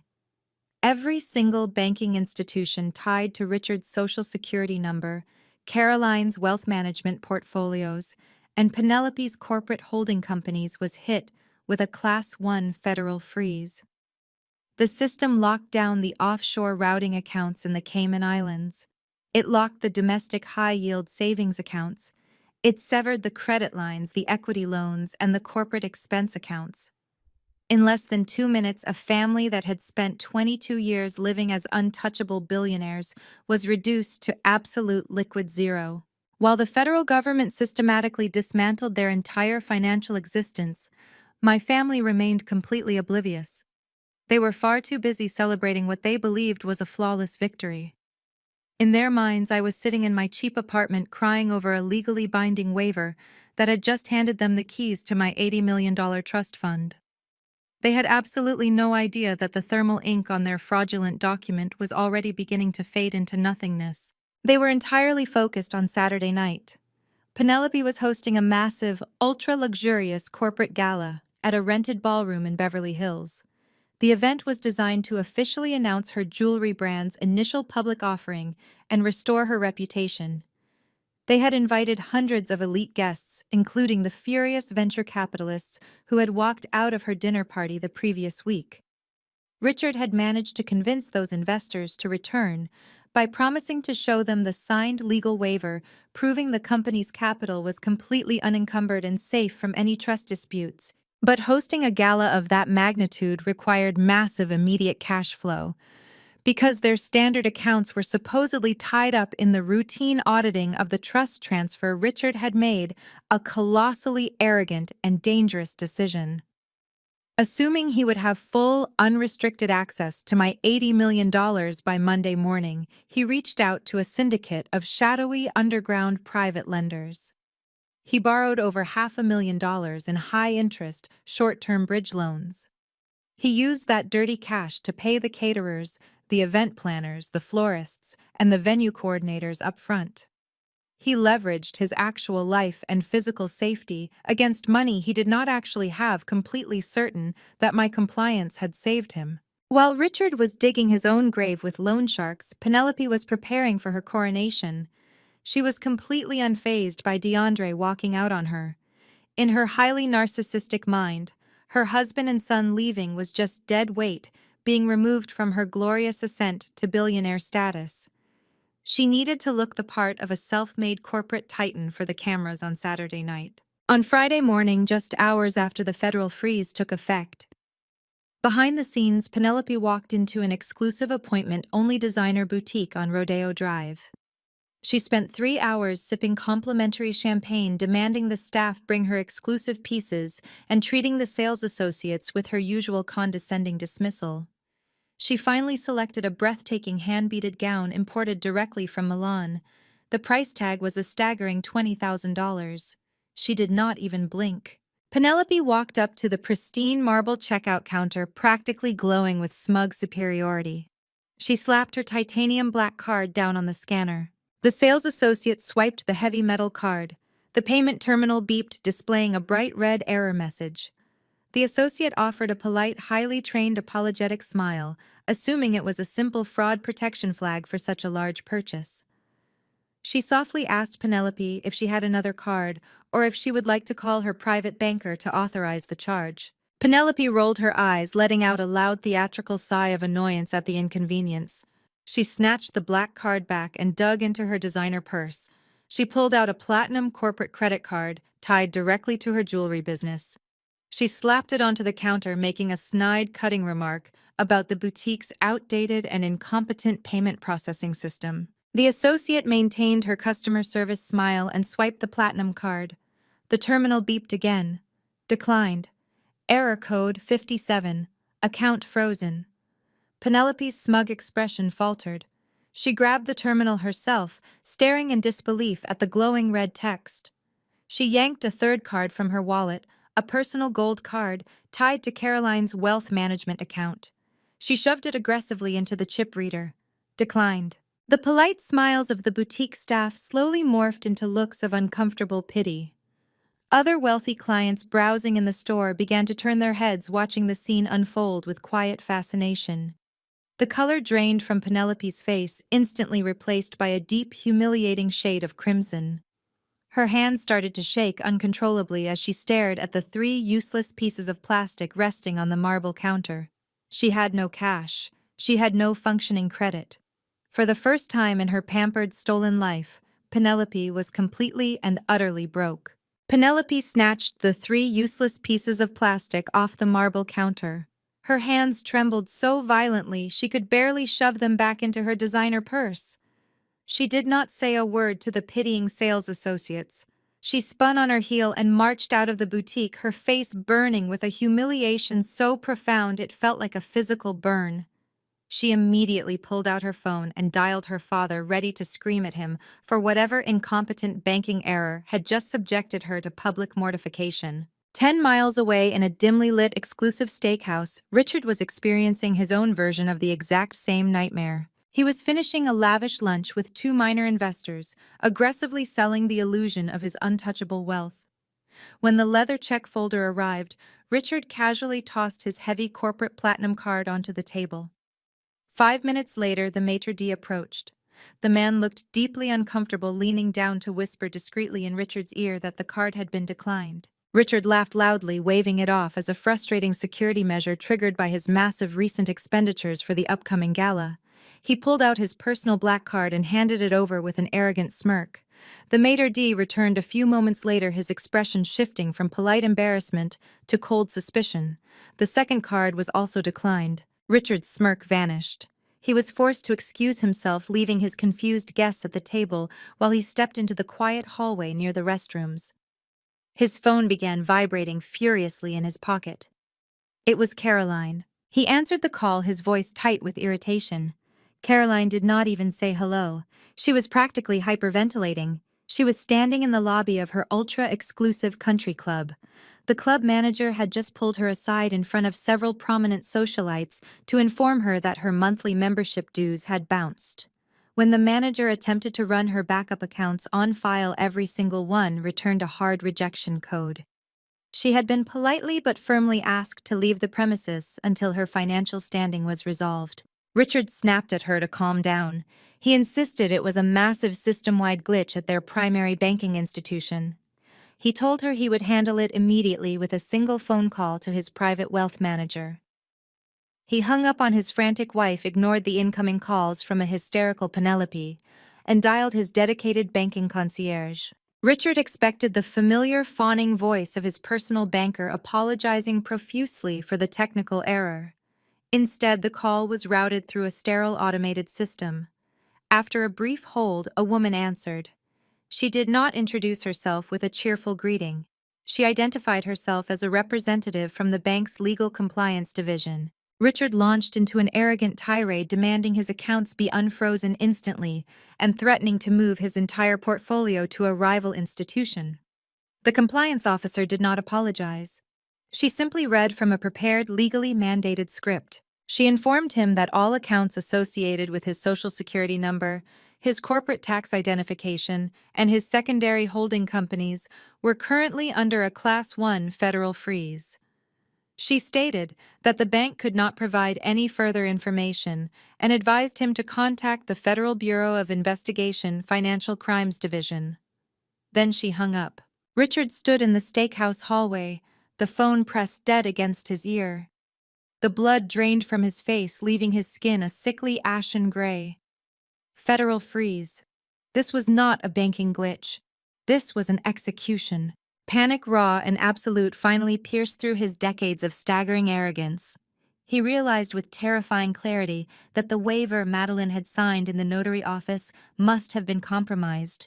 He needed his lawyer. He needed Donovan to file an emergency injunction to bribe the right judge to do whatever it took to stop the bleeding before the investors found out. Richard pulled up Donovan's contact and hit call. The phone rang exactly once before a sharp mechanical tone echoed through the speaker. A pre-recorded voice stated that the number was no longer in service. Richard's heart hammered against his ribs. He quickly typed in the main office line for Donovan's law firm. A receptionist answered on the second ring, but she was not speaking with her usual polished professionalism. She sounded terrified, her voice shaking violently. Richard demanded to speak to Donovan. The receptionist let out a panicked sob, saying the office was closed. Richard yelled, asking why a law firm would close on a Friday afternoon. The receptionist choked out that federal agents had kicked the doors down 2 hours ago. Donovan had been escorted out of the building in handcuffs. The FBI was currently boxing up every hard drive and paper file in the building. The line went dead. Richard slammed his back against the polished wood wall of the steakhouse corridor. He was hyperventilating. The walls of his empire were collapsing around him with terrifying speed. His lawyer was in federal custody. His accounts were locked by the government. He had absolutely zero access to the $80 million trust fund he had spent 22 years stealing. His phone rang again. It was Penelope. She was screaming, demanding to know how she was supposed to pay the vendors for her corporate gala tomorrow night. The caterers, the lighting technicians, the venue managers, all of them required their final balloon payments within the next 24 hours, or they would walk off the job. Caroline texted him a second later, begging him to cancel the gala. She typed frantically that they needed to pack whatever cash they had hidden in the house and flee the country before the authorities came for them. But Richard was a narcissist entirely blinded by his own ego. The thought of canceling the gala, of admitting defeat, of letting the elite circles of Los Angeles know he was bankrupt was a fate worse than prison. If he canceled the event, the venture capitalists would instantly know the truth. The rumors would spread, and his reputation would be permanently destroyed. He convinced himself that if he could just keep the facade alive for 48 more hours, he could secure the final round of investor funding from Penelope's initial public offering and use that clean cash to hire a new defense team to fight the federal freeze. He made a fatal, irreversible decision. He ignored his wife's pleas. He told Penelope the gala was absolutely moving forward as planned. Richard sprinted out of the steakhouse, abandoning his confused investors at the table. He drove his luxury sedan straight into a dilapidated warehouse district in the industrial sector of downtown Los Angeles. He was entirely out of legitimate options. He walked into a heavily guarded, windowless office to meet with the brutal underground loan sharks he had used for his initial bridge loan. Sweating through his custom-tailored shirt, Richard sat across from dangerous, violent men. He doubled down on his own destruction. He begged for another massive high-interest cash injection just to cover the operational costs of the gala for one single night. He leveraged the Bel Air mansion entirely unaware that I was already the legal owner of the property. He signed a terrifyingly illegal contract with criminals who did not send collection notices when payments bounced. They sent people to break bones. Richard walked out of the warehouse clutching a heavy duffel bag full of dirty, untraceable cash. He thought he had just saved his family's reputation. He had no idea he had just paid for his own funeral. While Richard was frantically bleeding his own future dry with loan sharks, I was sleeping. I slept for 10 solid hours on Friday night, the deepest, most restful sleep I had experienced in 22 years. When I woke up on Saturday morning, the air in Los Angeles felt different. It felt lighter. The oppressive weight of my family's fabricated narrative had vanished entirely. Today was the day I took my life back. I did not spend the morning pacing the floor or agonizing over the details of the confrontation. The math was already done. The traps were already set in stone. I spent the morning sitting on the balcony of my modest apartment, drinking black coffee and reviewing the final asset liquidation spreadsheets. By 2 o'clock in the afternoon, it was time to leave the apartment and prepare for the slaughter. I drove to a secure downtown hotel suite that Agent Russo had reserved as our forward operating base. When I walked into the suite, the physical transformation began. For years I had dressed to hide. I wore oversized sweaters, dull colors, and flat shoes, subconsciously trying to shrink myself so I would not draw my family's cruel, hypercritical attention. The beige cardigan I wore to the notary office yesterday was the ultimate symbol of my manufactured submission. I took it off, dropped it directly into the hotel trash can, and walked away without a second glance. A high-end stylist arranged by Gallagher had delivered several garment bags to the room earlier that morning. I immediately bypassed the evening gowns and cocktail dresses. I was not going to a party to sip champagne and socialize with the Los Angeles elite. I was going to a corporate execution. I selected a bespoke, razor-sharp power suit in deep charcoal gray. The tailoring was absolutely flawless, cinched at the waist, with structured shoulders that demanded absolute authority. I paired it with a crisp white silk blouse and stiletto heels that clicked against the hardwood floor like the cocking of a gun. I pulled my hair back into a sleek, unforgiving twist at the nape of my neck, ensuring there were no loose strands to soften my features. My makeup was minimal, but lethal, utilizing sharp contouring and a dark, bold lip. I looked exactly like what I was, the senior creditor and rightful owner of an $80 million empire. At 6 o'clock in the evening, the heavy double doors of the suite opened. Arthur Gallagher walked in carrying a thick leather briefcase. Special Agent Russo followed close behind, accompanied by 2 uniformed federal officers and DeAndre. DeAndre looked completely transformed as well. The heavy, exhausting burden of Penelope's toxic marriage had been entirely severed from his shoulders. He wore a sharp black suit, projecting the calm, dangerous confidence of a man who had already secured his son's future and was now returning to watch his oppressors burn. Russo stepped forward and spread a series of detailed blueprints across the glass dining table. They were the exact floor plans for the Beverly Hills ballroom where Penelope was currently hosting her gala. Russo tapped a specific entry point near the main stage with his pen. "The perimeter is entirely secure," Russo stated, his voice clipping with military precision. "We have plainclothes federal agents mingling with the catering staff and posing as valet attendants. Local law enforcement has quietly cordoned off the rear exits and loading docks. No one leaves the ballroom without our explicit authorization. The building is locked down." Gallagher opened his briefcase and pulled out a stack of thick blue-backed legal folders. He arranged them neatly on the glass table. The federal magistrate signed the final warrants an hour ago, Gallagher said, sliding the heavy documents toward me.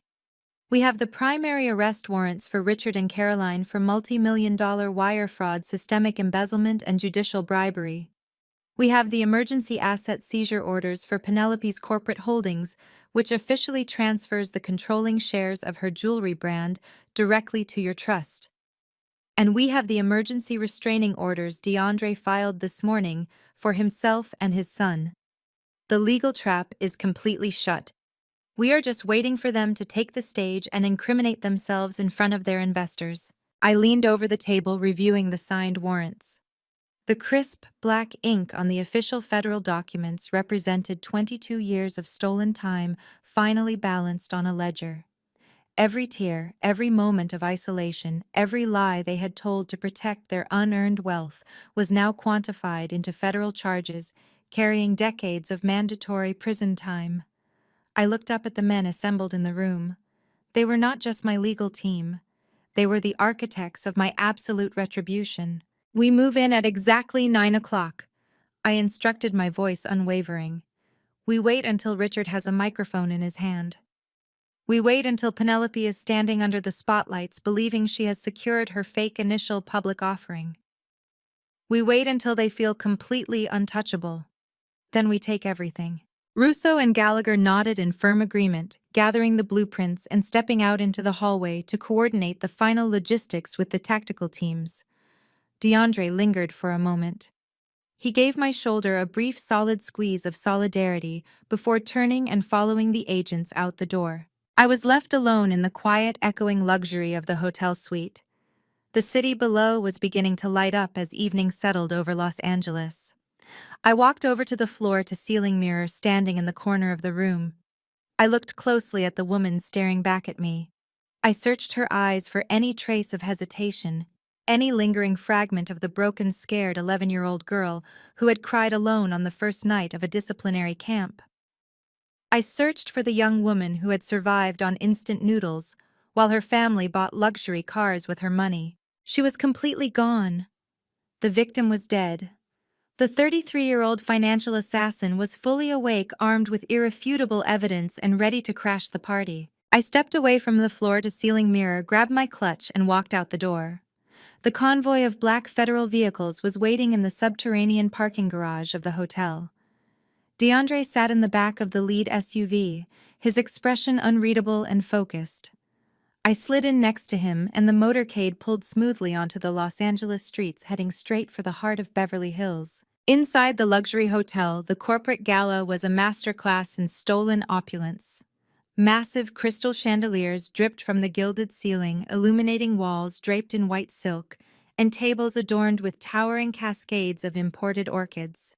Hundreds of Los Angeles elite mingled, clutching flutes of vintage champagne, completely unaware that the entire extravagant display had been financed by desperate, high-interest loans from violent underground criminals. Richard stood near the edge of the main stage, his forced smile looking more like a painful grimace. He was sweating profusely. The collar of his bespoke tuxedo was visibly damp. His eyes constantly darted toward the entrance, then back to the glowing screen of his phone. He was terrified. He knew he had just 48 hours to secure the venture capital funding before the loan sharks came to break his legs and collect their dirty cash.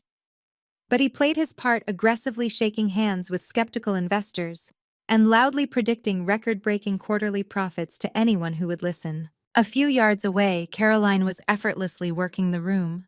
She glided between circles of wealthy socialites dripping in diamonds that legally belonged to my trust fund. She laughed her artificial, high-pitched laugh, schmoozing with the wives of banking executives. She was completely oblivious to the fact that her country club memberships had been revoked, her credit cards were blocked, and her checking accounts were frozen at absolute zero. She believed Richard's lie about a temporary bank glitch. In the center of the ballroom, Penelope was holding court. She had managed to secure a stunning hand-beaded silver gown, likely paid for with the literal stacks of illicit cash Richard had secured from the warehouse just 24 hours ago. She stood under a bright spotlight, bragging loudly to a group of hesitant investors about her flawless financial acumen. She boasted about her entirely self-funded clean capitalization table, lying effortlessly through her teeth while projecting the image of a visionary corporate titan. She was waiting for the clock to strike 9, the exact moment Richard was scheduled to take the microphone and formally announce her initial public offering to the media. At exactly 8:59, the black SUVs pulled up to the curb outside the ballroom's private entrance. I stepped out into the humid night air. The sharp click of my stilettos against the pavement echoed like a ticking clock. DeAndre flanked my right side, his jaw set in cold determination. Arthur Gallagher walked on my left, holding the heavy leather briefcase containing their total destruction. Behind us marched Special Agent Russo and a dozen plainclothes federal officers moving with silent, terrifying precision. We bypassed the red carpet and the frantic valet attendants. Russo simply flashed his gold federal badge at the front desk manager, who immediately stepped back, his face draining of color as he raised his hands in surrender. We approached the massive gilded double doors, leading directly into the main ballroom. I did not pause. I did not hesitate. I reached out and pushed the heavy wooden doors open with both hands. The grand entrance was not subtle. The heavy doors slammed against the walls with a thunderous crack that cut straight through the polite chatter of the room. Heads turned. Conversations abruptly died. The sea of elite guests parted instinctively as I walked straight down the center aisle. I did not look at the investors. I did not look at the socialites. I kept my eyes locked dead ahead on the main stage. Penelope spotted me first, the champagne glass in her hand tilted, spilling expensive liquor onto the floor. Her smug, radiant smile collapsed into a mask of pure, unadulterated shock. Caroline froze mid-sentence, her hands flying to her chest as she recognized the plain, discarded daughter she thought she had left broken in a cheap apartment, now marching through the room in a razor-sharp power suit flanked by federal agents. But Richard reacted with pure, volatile rage. The sight of me standing tall and utterly unbothered shattered his fragile, panic-stricken facade. He thought I was there to beg. He thought I was there to ruin his public image with a hysterical breakdown to demand attention. He slammed his drink onto a passing waiter's tray and stormed down the steps of the stage, marching aggressively toward me. "Security!" Richard bellowed, his face turning a dangerous shade of crimson. His voice boomed over the soft classical music playing from the speakers. "Get this woman out of here right now. She is trespassing. Security, remove her immediately." Two large, broad-shouldered venue security guards stepped forward, reaching out to grab my arms. Agent Russo did not even break his stride. He stepped smoothly in front of me, flipping his jacket open to reveal the federal badge clipped to his belt and the heavy sidearm resting in its holster. "Stand down," Russo ordered, his voice low and lethal. "Federal operation. Step back or you will be arrested for obstructing a federal investigation." The venue security guards instantly raised their hands and backed away, dissolving into the crowd. Richard stopped dead in his tracks. The blood rushed out of his face. He stared at the federal badge, then at the thick legal folders in Gallagher's hands, and finally at DeAndre, who was staring back at him with absolute icy contempt. The reality of the situation crashed down on Richard all at once. The fake tax document, the frozen bank accounts, the disappearing ink. He had not won. He had walked blindly into an execution. I did not stop to gloat. I did not break my stride. I walked right past my paralyzed, gasping father, leaving him suffocating in the aisle. I climbed the 3 carpeted steps onto the main stage. I walked directly to the podium, grabbed the microphone stand, and tapped the steel mesh grill twice with my index finger. The sharp, echoing thuds reverberated through the massive ballroom. The sound engineer in the back booth immediately cut the background music. The room plunged into a deafening, terrifying silence. Thousands of eyes stared up at me, waiting. I looked down at the crowd, found my father's horrified, pale face, and smiled. "Good evening, ladies and gentlemen," I said. My voice echoed through the massive ballroom, crisp, level, and completely devoid of the hysterical emotion they had expected from me. "My name is Madeline. You were invited here tonight to celebrate an initial public offering for a luxury jewelry brand. You were told a story of a self-funded, brilliant young entrepreneur and a deeply supportive, wealthy family. You were sold a lie. And as a forensic accountant, I have a professional obligation to correct the ledger." I gestured toward the back of the room. DeAndre had smoothly bypassed the venue staff and positioned himself inside the audio-visual control booth. He plugged a secure encrypted drive into the main terminal.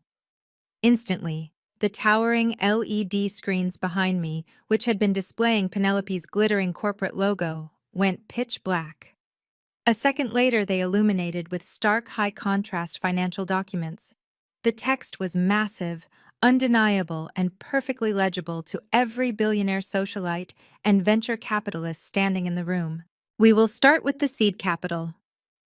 I announced, clicking a remote presenter to highlight a specific routing number on the screen.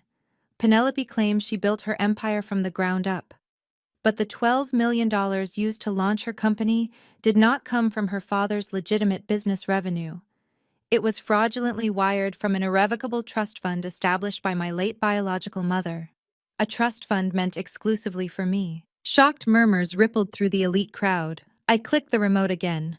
A complex flowchart appeared on the massive screens, tracking millions of dollars flowing through a labyrinth of shell companies. For 22 years, my father Richard has maintained an illegal conservatorship over me by bribing a corrupt family court judge.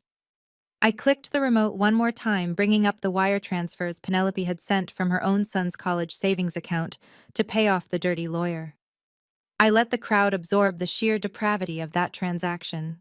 They used that conservatorship to systematically embezzle $80 million. The money paying for this venue, the down payment on the Bel Air estate, the fleet of luxury cars. It was all stolen. Lies, Richard screamed, finally snapping out of his paralyzed shock. His voice cracked with raw, frantic desperation. He pushed past two bewildered investors and charged toward the edge of the stage, his face shining with sweat. Do not listen to a single word she says. She is having a psychotic episode. She is a diagnosed lunatic trying to ruin her sister. He reached into the inner breast pocket of his bespoke tuxedo and pulled out a folded legal document.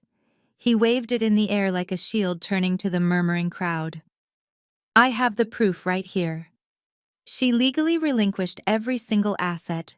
She sat in front of a licensed notary yesterday afternoon and signed her beneficiary rights away. She has absolutely nothing. She is destitute and completely delusional. I did not flinch. I looked down at him from the podium, my expression completely unbothered. Is that right, Dad? I asked, my voice carrying a lethal calm. Why do you not unfold that document and read my signature to the crowd? Read it out loud for everyone to hear. Richard sneered, his hands shaking violently as he unfolded the thick legal paper. He shoved it under the bright stage lights, preparing to point to the ink that he believed would save his life. But as his eyes hit the signature line, his arrogant sneer completely evaporated. His mouth fell open. He blinked rapidly, pulling the paper closer to his face, then shoving it away as if trying to force his vision to focus. The yellow sticky tabs were still there. The heavy brass notary stamp was still pressed into the bottom corner, but the signature lines were completely, utterly empty. The custom thermal ink had vaporized, leaving nothing behind but pristine, unmarked white paper. No, Richard gasped. His hands trembled so hard the heavy stock paper rattled loudly in the quiet room. No, I saw you sign it. I watched you put the pen to the paper. You signed it. I signed it with a disappearing ink pen, I clarified, letting the terrifying reality of his failure sink in. And while you and your corrupt lawyer were busy cleaning up the glass of water I intentionally spilled, I swapped the documents. I did not sign a waiver yesterday. I reached into the inner pocket of my charcoal suit and pulled out a crisp, heavy document. I held it up for the entire room to see. At the exact same moment, DeAndre projected a high-resolution scan of the document onto the massive LED screens. I signed a full audit authorization. I stated the amplification, carrying my words to the furthest corners of the ballroom. I signed it in permanent black ink, and your lawyer kindly notarized it for me. That document gave me, as the senior creditor of the stolen trust, absolute executive control over every single corporate entity, holding company, and bank account associated with your names. And at exactly 9 o'clock yesterday morning, I used it to authorize the Federal Bureau of Investigation to execute a Class 1 freeze on your entire financial existence. The gasp that swept through the ballroom was deafening. The investors who had been hesitant before were now actively backing away from Richard, Caroline, and Penelope as if they were carrying a contagious disease. No one wanted to be standing anywhere near the blast radius of a federal financial freeze. Richard dropped the blank piece of paper. It fluttered silently to the carpeted floor. He stumbled backward, clutching his chest, the reality of his massive loan shark-funded debt crashing down on his shoulders. He had borrowed $500,000 from violent underground criminals to pay for a party he was currently being executed at. He had absolutely no way to pay them back. Caroline let out a weak, pathetic wail, leaning heavily against a cocktail table for support. Penelope was vibrating with fury, her face streaked with tears of pure humiliation. The facade of the self-made billionaire was shattered into a million irreparable pieces. Every elite socialite and venture capitalist in Los Angeles was currently staring at her like she was a common thief. I stepped out from behind the podium and walked to the edge of the stage, looking down at the three people who had stolen 22 years of my life. I did not feel any pity. I felt the absolute cold satisfaction of a perfectly balanced ledger. "Everything you see here tonight," I said, looking directly at the elite crowd before bringing my gaze back to my family. "The venue, the vintage champagne you are drinking, the emerald dress Penelope is currently wearing. It is all legally mine, and I am liquidating it all." The moment the words left my mouth, the ballroom shattered into absolute chaos. It was not a loud theatrical explosion, but a frantic, desperate scramble for self-preservation. The wealthy elite do not riot. They litigate and they liquidate. All around the room, venture capitalists and high society socialites pulled out their phones. I could hear the urgent, hushed voices of billionaires commanding their legal teams to shred term sheets, cancel wire transfers, and completely sever all ties with Penelope's fraudulent jewelry brand.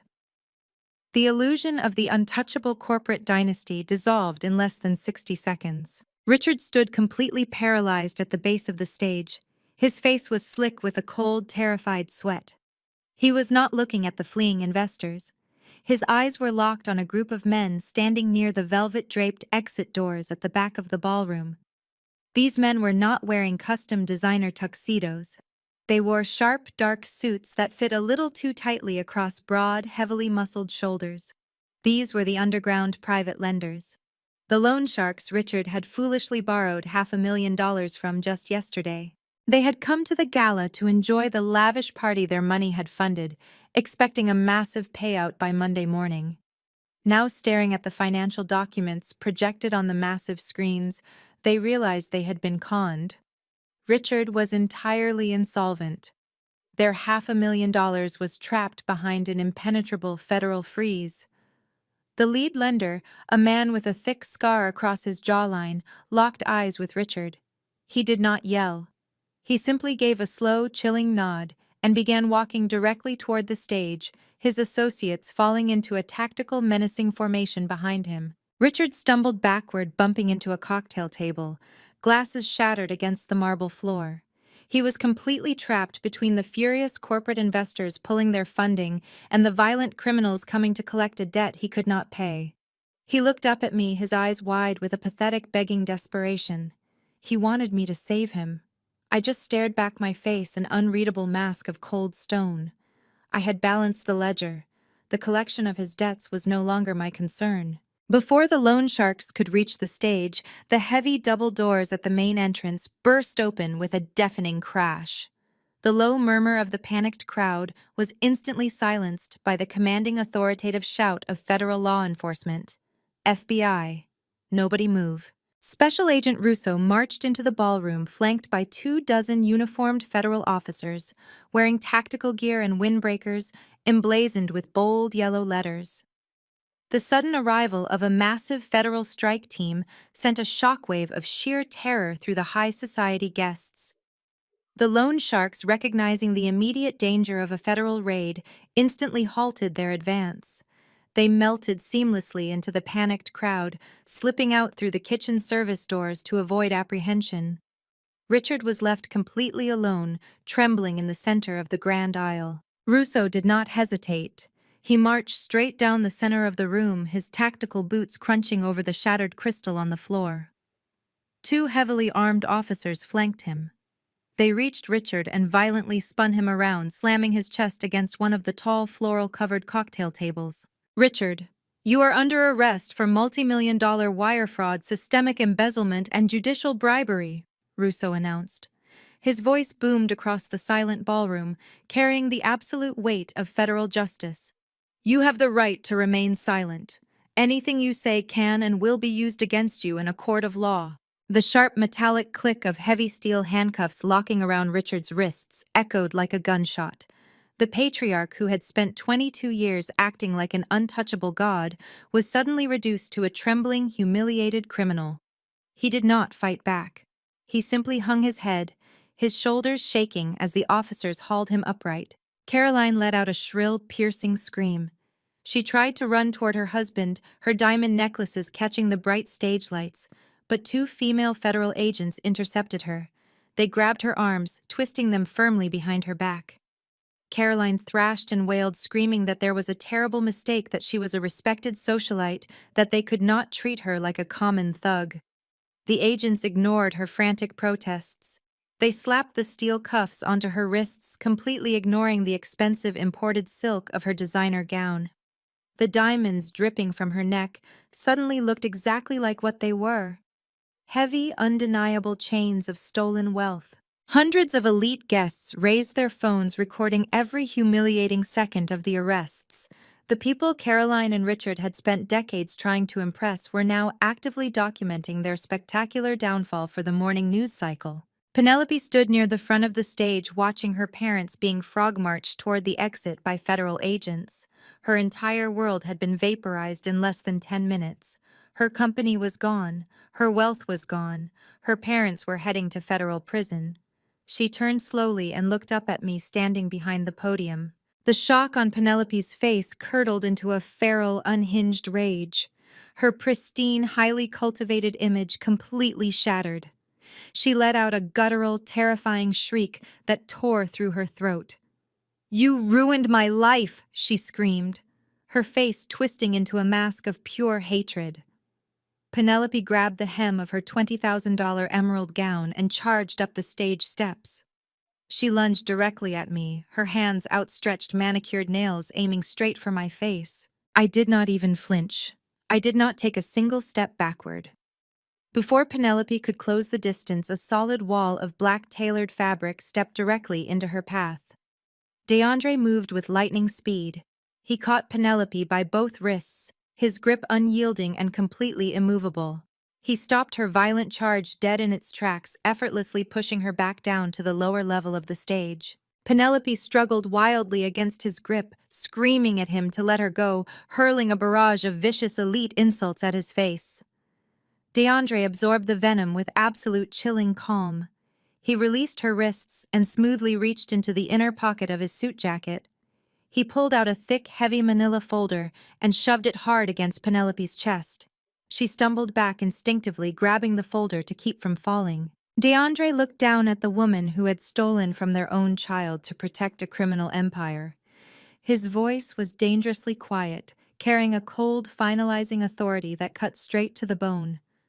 "These are the divorce papers," DeAndre stated, staring directly into her horrified eyes, "along with a court order granting me full exclusive custody of my son and a permanent federal restraining order. If you come within 500 feet of my boy, you will join your parents in a concrete cell." Penelope stared at the heavy manila folder in her hands, her jaw trembling uncontrollably. She had absolutely nothing left. DeAndre adjusted his jacket, turned his back on her, and delivered the final crushing blow. "Have a nice life, Penny." DeAndre turned his back on her and walked away, disappearing into the chaotic crowd. Penelope dropped to her knees on the polished stage floor, clutching the heavy manila folder against her ruined emerald gown. She looked like a drowning woman desperately searching for a lifeboat, but there was no rescue coming. The federal agents escorted her parents out the main double doors in handcuffs. The flashing red and blue lights of the police cruisers illuminated the shocked, horrified faces of the remaining high society guests. The corporate gala was officially over, and the reckoning had just begun. The next 3 weeks moved with the brutal, unstoppable velocity of a freight train. The federal justice system does not move slowly when the evidence is handed to them on a silver platter. Richard and Caroline were arraigned in federal court the following Monday morning. Their highly paid defense attorneys tried desperately to argue for house arrest. They cited their clients' ties to the community and their lack of prior criminal convictions. But Agent Russo stepped up and presented the comprehensive financial ledgers we had decoded. He showed the judge the massive offshore accounts and argued they were an extreme flight risk. The federal judge, a fierce woman who had zero tolerance for judicial bribery and corporate fraud, slammed her gavel down and denied them bail. Richard and Caroline were remanded directly to federal custody. They were forced to trade their tailored bespoke suits and designer dresses for standard-issue orange jumpsuits. The real death blow to their legal defense came exactly 2 days later. Donovan, the corrupt estate attorney who had orchestrated the fake psychological evaluations and funneled judicial bribes for 22 years, realized he was facing decades behind bars. Cowards always fold when the pressure gets too high. Donovan took a plea deal without a second of hesitation.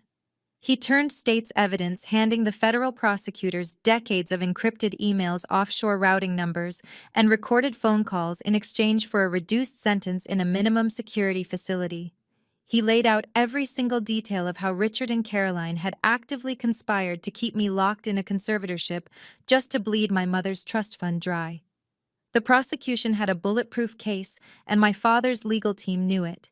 While our parents sat rotting in holding cells, Penelope experienced a spectacular, agonizing free fall. The federal freeze had locked every single corporate and personal account she had ever touched. She had no access to cash, no credit line, and no legal standing. The fallout was incredibly public and absolutely merciless. I authorized the immediate repossession of the vehicles funded by my trust. On a busy Tuesday afternoon, right in the middle of a crowded shopping district, a fleet of tow trucks arrived. Penelope was forced to stand on the sidewalk, utterly humiliated, as repo men loaded her fleet of Porsches and her vintage Mercedes onto flatbed trucks in broad daylight.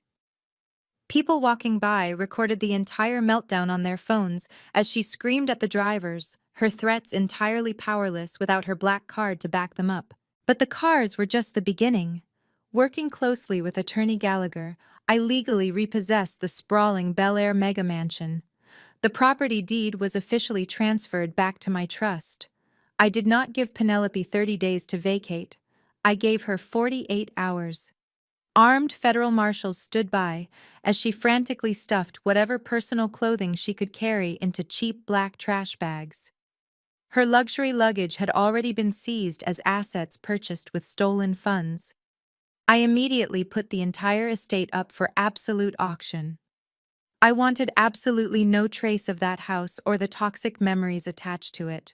Without DeAndre, without her trust fund money, and without her high society status, Penelope hit rock bottom with terrifying speed.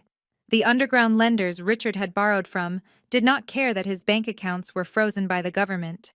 They cared about their $500,000, and they knew exactly where to find his daughter. To keep the violent loan sharks from breaking her legs, Penelope was forced to liquidate her remaining personal items to pawn shops for pennies on the dollar. She moved into a cheap, dilapidated motel off the interstate. The woman who had once boasted to elite investors about building a global luxury empire was now working double shifts as a cashier at a discount retail store.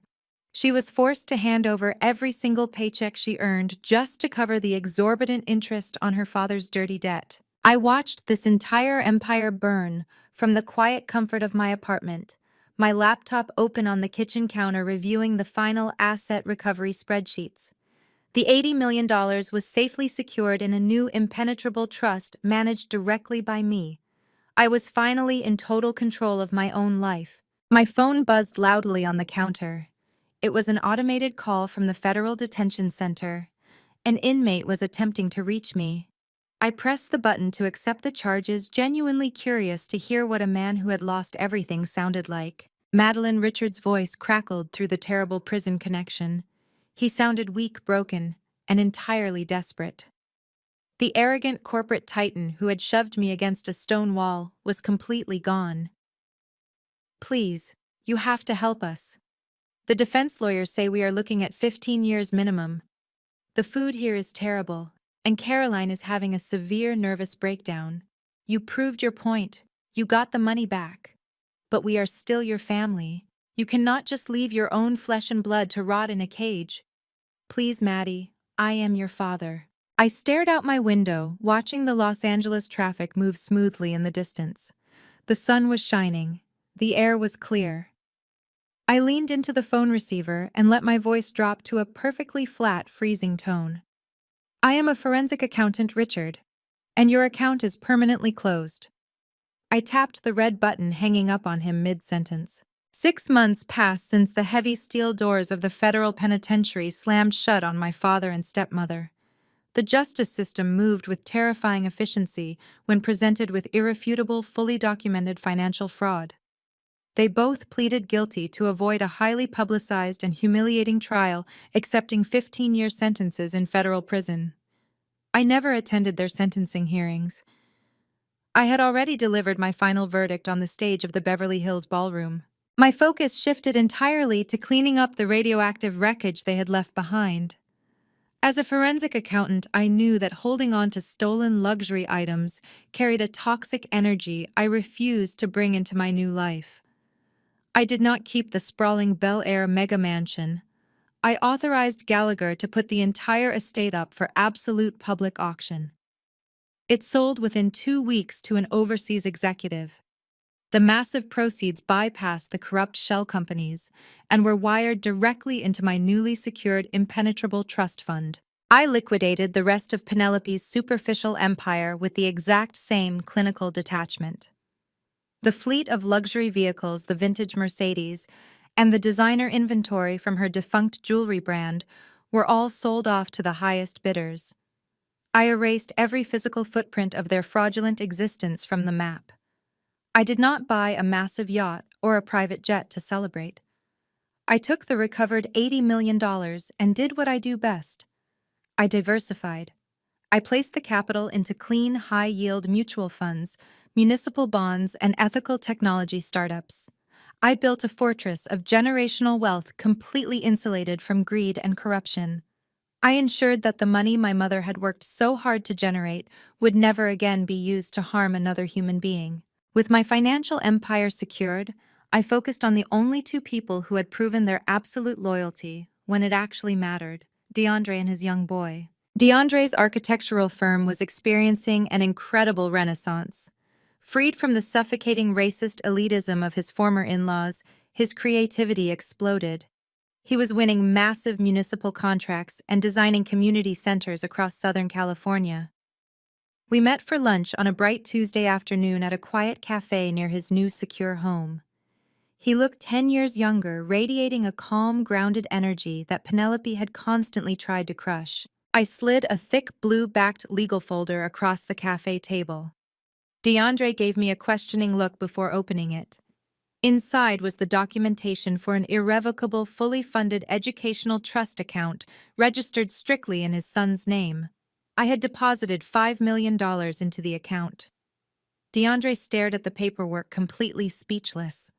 He tried to push the folder back across the table, shaking his head, telling me it was too much, that he could not possibly accept it. I placed my hand over his and pushed the folder back. I told him this was not a loan. It was not leverage, and it certainly was not a bribe. It was absolute security. I explained that I knew exactly what it felt like to have a parent steal an educational future to serve their own selfish needs. I was making sure that would never happen to his son. The trust was structured so that no one, not even me, could ever revoke or alter the funds. His boy would go to any university he chose, start any business he dreamed of, and build his life with a massive, unbreakable safety net. DeAndre looked at me, his eyes shining with unshed tears. He did not say thank you with just words. He stood up and pulled me into a tight, fierce embrace. In that moment, sitting in the sunlit cafe, I realized the most profound truth of my entire journey. Blood does not dictate loyalty. Shared DNA does not automatically create a family. A true family is built by the people who stand shoulder to shoulder with you, in the darkest rooms, the people who risk their own safety to hand you the keys to your freedom. DeAndre and his son were my family. We had survived the fire together and now we were going to thrive together. I bought a house for myself. It was not a sprawling, gaudy compound designed to impress shallow socialites. It was a beautiful, modern sanctuary nestled high in the quiet hills of Santa Barbara. The property was surrounded by ancient oak trees and featured massive glass windows that offered an unobstructed, breathtaking view of the Pacific Ocean. The security system was state-of-the-art, but the home itself felt warm, inviting, and completely safe. I woke up early on a Sunday morning. The house was perfectly silent, save for the gentle hum of the ocean breeze moving through the trees outside. I walked into my spacious kitchen, the cool hardwood floors comfortable against my bare feet. I brewed a fresh cup of dark roast coffee, letting the rich aroma fill the room. I carried my mug into the bright sunlit living room and sat down on a plush sofa. On the coffee table in front of me rested a small, simple silver frame. Inside the frame was a faded, restored photograph of my biological mother.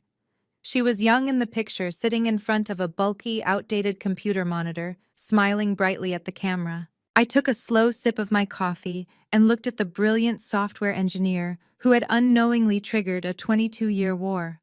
She had poured her genius into a patent to ensure her daughter would never have to struggle. My father had tried to twist her legacy into a weapon of abuse, but he had failed. I had taken the weapon back, sharpened the blade, and dismantled his entire empire with it. I smiled at the photograph. The crushing weight of anxiety that had defined my life for over 2 decades was entirely gone. The scared, isolated 11-year-old girl who cried herself to sleep in a disciplinary camp was finally laid to rest. I did not have to shrink myself anymore. I did not have to analyze every shadow or anticipate the next cruel manipulation from the people who were supposed to protect me. I leaned back against the cushions and watched the morning sun glitter across the vast expanse of the ocean. The ledger was perfectly balanced. I was no longer the victim of Richard's greed or Caroline's vanity or Penelope's arrogance. I was the architect of my own destiny. I was completely free, immensely wealthy, and absolutely untouchable. The greatest lesson from this story is that your worth is never defined by those who mistreat you, even if they share your blood. We often tolerate toxic environments out of a misplaced sense of obligation. Yet true family is built on absolute loyalty, respect, and the people who stand beside you in your darkest moments. Walking away from manipulation to reclaim your independence is the ultimate act of self-love. You have the power to write your own ending and build a life on your own terms. Tell us if you have ever had to cut ties with toxic relatives to protect your peace, and share your journey with us in the comments below.